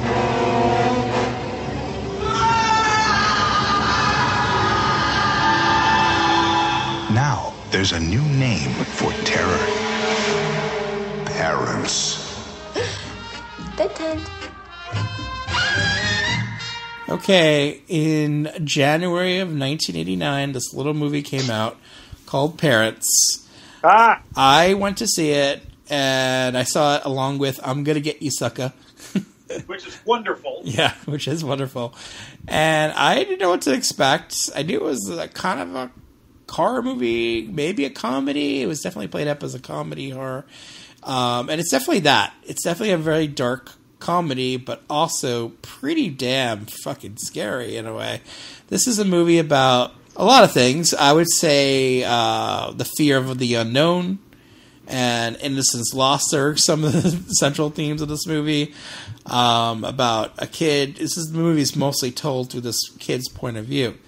And you're seeing his parents as possible cannibals and seeing it through his eyes and just trying to understand that, process that, right, is pretty terrifying. And as a kid, this would be pretty terrifying. There's definitely a really dark comical tone to the movie, and the movie becomes more and more sinister as it goes on. And I don't know, I just love this movie. I watched it not too long ago. The Vestron Blu-ray that came out a couple of years ago is pretty great, and has lots of, it's packed with features.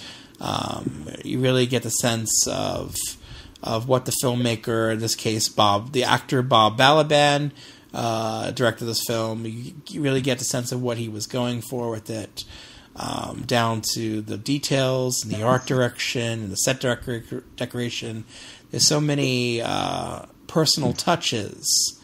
And he even stated on the commentary how he cast a kid that looked like him when he was a kid.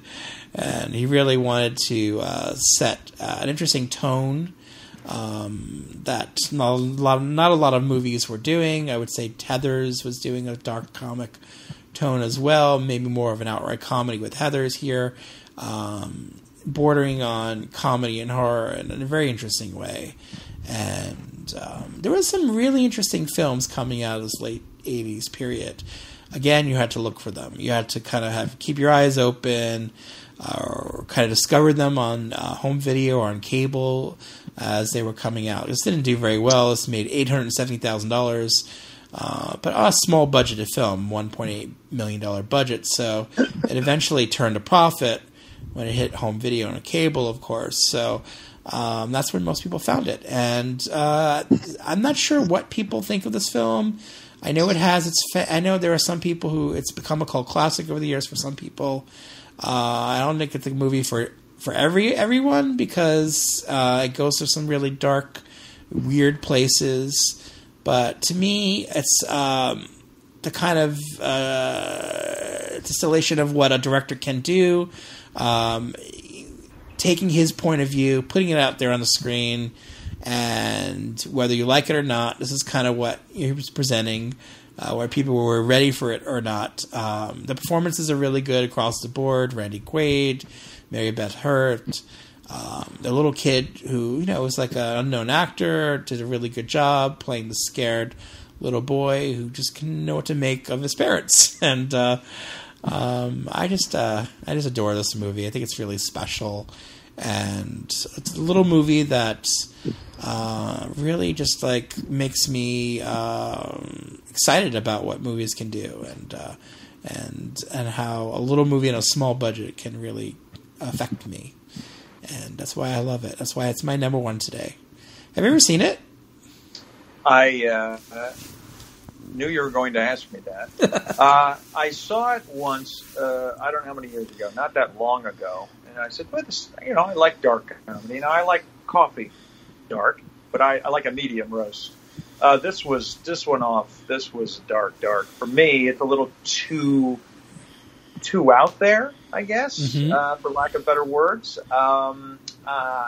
Is it something I want to revisit? No, I think at the time I'm just like, what the hell is happening?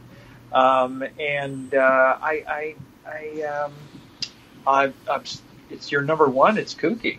Yeah, I mean, I really wanted to go for something really different. You did. And oh my God, you can't get any more different than that. And I think because it really kind of speaks to me of what movies at the late 80s were doing. Some of them were very poppy and silly, And I picked one here, I would say with Earth Girls Are Easy. There were big studio movies like Indiana Jones. But then there were little movies that were just kind of popping up, seemingly out of nowhere. This was released through Vestron Pictures. So Vestron, this little studio that was taking big chances on these movies. Yeah, Waxwork, and they did Earth Girls Are Easy. They hit a hit with Dirty Dancing on home video and theatrical. So they were trying to play with the big boys a bit, and that ultimately didn't work for them. But they were taking chances with these small little movies, and they were taking that were actually really challenging the audience. Like, okay, this is a really dark movie that borders on comedy and horror, and it's not going to be for everyone. But they put it out there, and and not in just like a couple of theaters. This was playing at local theaters, and I saw this at the Fort Worth Theater, like I said, along with I'm Gonna Get You Sucker, which was an interesting double feature because I'm being set up for like total comedy, and then I watch this really dark pitch black movie. It's not like I'm not laughing, I'm scared, and I just love that it was making me feel those feelings. And I still feel that way about this movie. It's really strong, and the Blu-ray worth picking up if you're a fan of these little films. Gosh, I really had fun talking about all of these films today, and just how different that some of them are, and all the themes, and I don't know. I realize, Michael? Yeah. I realize I cut you off a lot because I'll forget what I'm going to say if I don't, and I also realize I ramble. No, I also realize I'm insecure. Not at all, because I ramble all the time, and that's part of the podcast, so no worries. I was kidding.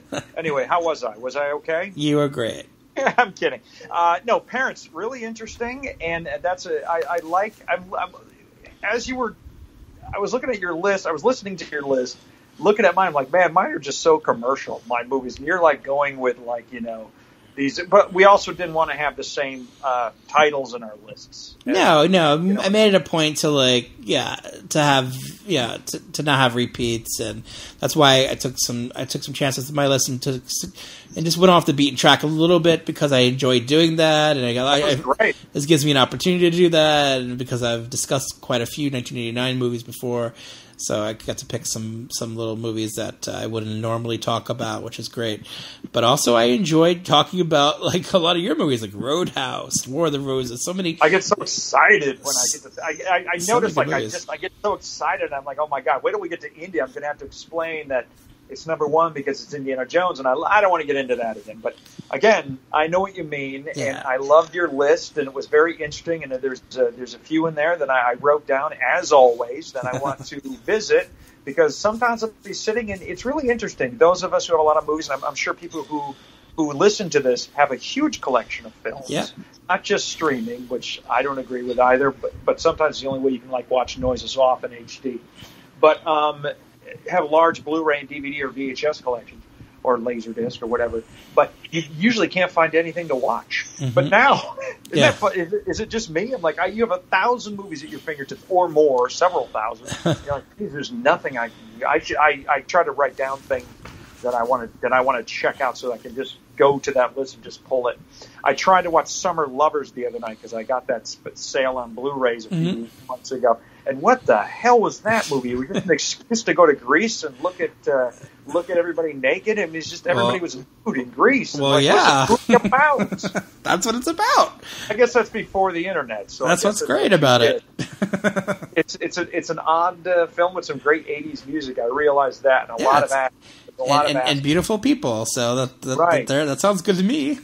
Well, all right, Michael, listen, I knew I was talking to the right person. So I pulled out Summer Lovers over anything. And I was like, what the hell did I buy?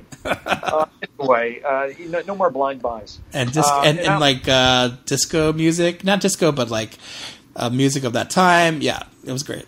Oh, it's great. And really quick, I'd like to point out, like a month or two ago, Tim Conway passed away, and I love Tim Conway's work. There's two movies that everybody should check out, and I know at least one of them is on Blu-ray. It's called The Private Eye with Tim Conway and Don Knotts. And another movie that is on DVD, or at least was, is called The Prize Fighter, and I grew up watching both of them. And you guys get a chance. They're both 80s movies, and I think The Private Eyes would be great with Clue as a double feature. Yeah, that's a fun double feature, yeah.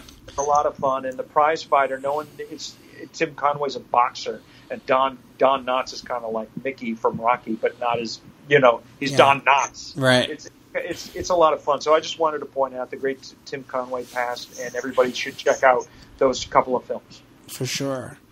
Yeah, this was a lot of fun talking about all these movies, and thank you for reliving 1989 with me. I'm going to put on my favorite neon. I wore a lot of bad neon shirts, I feel like sleeveless tank tops. Ugh. Please put them on the site. Put them on Gross. Cinema Demi so we can look at those. No. Enjoy, because when you pour, you rain. Yeah. Yes, exactly. Bringing it back to cocktail. I had enough cocktails today to last me a while. Yeah, I know. That's why I figured, well, that's fine, because I wish I could say the same. I've been drinking water. I'm like, man, I don't know if I sound more sober when I drink, but I think that's what it is. My apologies in advance for some of the technical sound. I know there's going to be some of it on this podcast, but what can you do? Yeah, it's technology. Nothing's perfect. Such is life. Thank you guys for listening to the show and supporting the show, and for contributing on Patreon. That's Retro Movie Love. That's patreon.com/Retro Movie Love. If you want to support the show, you can contribute there as little as $1 a month. You can get bonus episodes, early access to this episode. You could reach us. You'll get a ripped Romancing the Stone poster with tape on it. Exactly. You'll get pictures of John Michael Donahue naked. Oh, plenty of those. Let's see. You can reach Retro Movie Love and Cinema de Meep on the Facebook pages. You can check out. Oh, don't forget about Movie Poster Lovers. Yes, Movie Poster Lovers on the Facebook page. Like that page. Building. Follow that building. page. If you like movie posters, it's like whatever I feel that day. If there's an anniversary or something, I'll put up the movie poster for it and try to credit the artist when it's there, when I have that information. But other than that, it's just my love of movie posters. That's right. And, John's page. He also posts stuff on Cinema de Meep as well. He's been doing that for years now. What else do we have? Oh yeah, my Twitter. It's all about me, Michael. Do it. At John Donahue, Jon Donahue, Donahue. I post a lot of movie nerd stuff anyway, so if you want to follow me on Twitter, feel free. I don't have a movie poster on Twitter, Movie Poster Lovers, that's on Facebook, but you can follow me on Twitter, and we'll talk about movies. Yes. And stuff. And Michael, love your work. Thank you, man. Let me just, a little bit more housekeeping. Instagram, Cinema de Meep is on there, or on Twitter, Cinema de Meep and Retro Movie Love. And yeah, just hunt us down. And Michael, do that again and say it like you're excited about it, not like you need to get it out. That's right. I need to like Retro Movie Love. Retro Movie Love on Facebook and Instagram and Twitter, and Cinema de Meep on Instagram and Twitter and I don't know. See, that's and LinkedIn. I don't know. LinkedIn. Follow me on LinkedIn. Follow me on OkCupid. I don't know. What else is there? Michael, when you drink, you rain. All right, man. Thank you. Oh yeah, iTunes. I have this. Is there still iTunes? I don't know. I don't know. There's something. iTunes. Apple. Spotify. We're on Spotify too. On all of them. What's your scotch? What kind of scotch are you drinking? I had Glenrothe today, which is great. Today's episode brought to you by Glenrothe. Mine's brought to you by Brita Water Filter. Today's 3-hour plus podcast is brought to you by Scotch and Water. We're just stretching it out to fill that 4-hour mark. We're going to get some cigarettes so we can have some beautiful shots. Michael Ballhaus's ghost is going to shoot us. And he's not going to fuck us. He's going to shoot us. Oh, my God. Aren't you glad you stayed to the end of this podcast? Oh, yes. Bro? You got a little bonus at the end. Yeah, you do. Little ghost bonus. Oh, man. Yep. We went there. No disrespect to Michael Ballhaus. Again, love his work. But ghosts, we all know, stay away, because they will fuck you. That's right. On that note, thank you guys. And all respect to Barbara Hershey, too. That's right. Thank you, everybody. Thank you, everyone. Bye, guys. Ciao for now. Ciao. What for? I'm trying to think.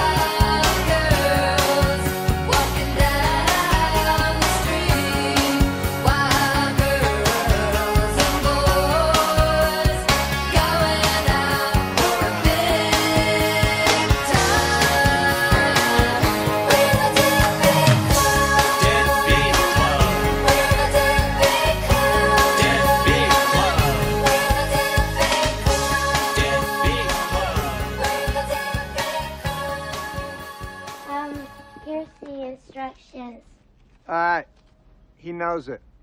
Really? Isn't that a coincidence? Small world. Well, shall we?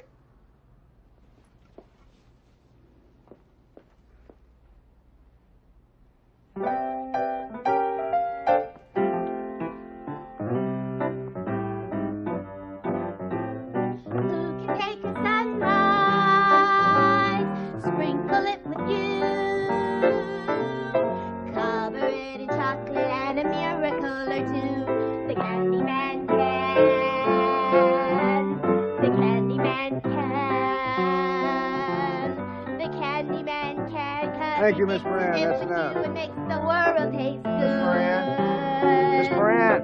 Who can take a rainbow? Miss Moran. Wrap it in Blanche! Oh, sorry. I get so caught up in it sometimes. It's scary. Yes, it is.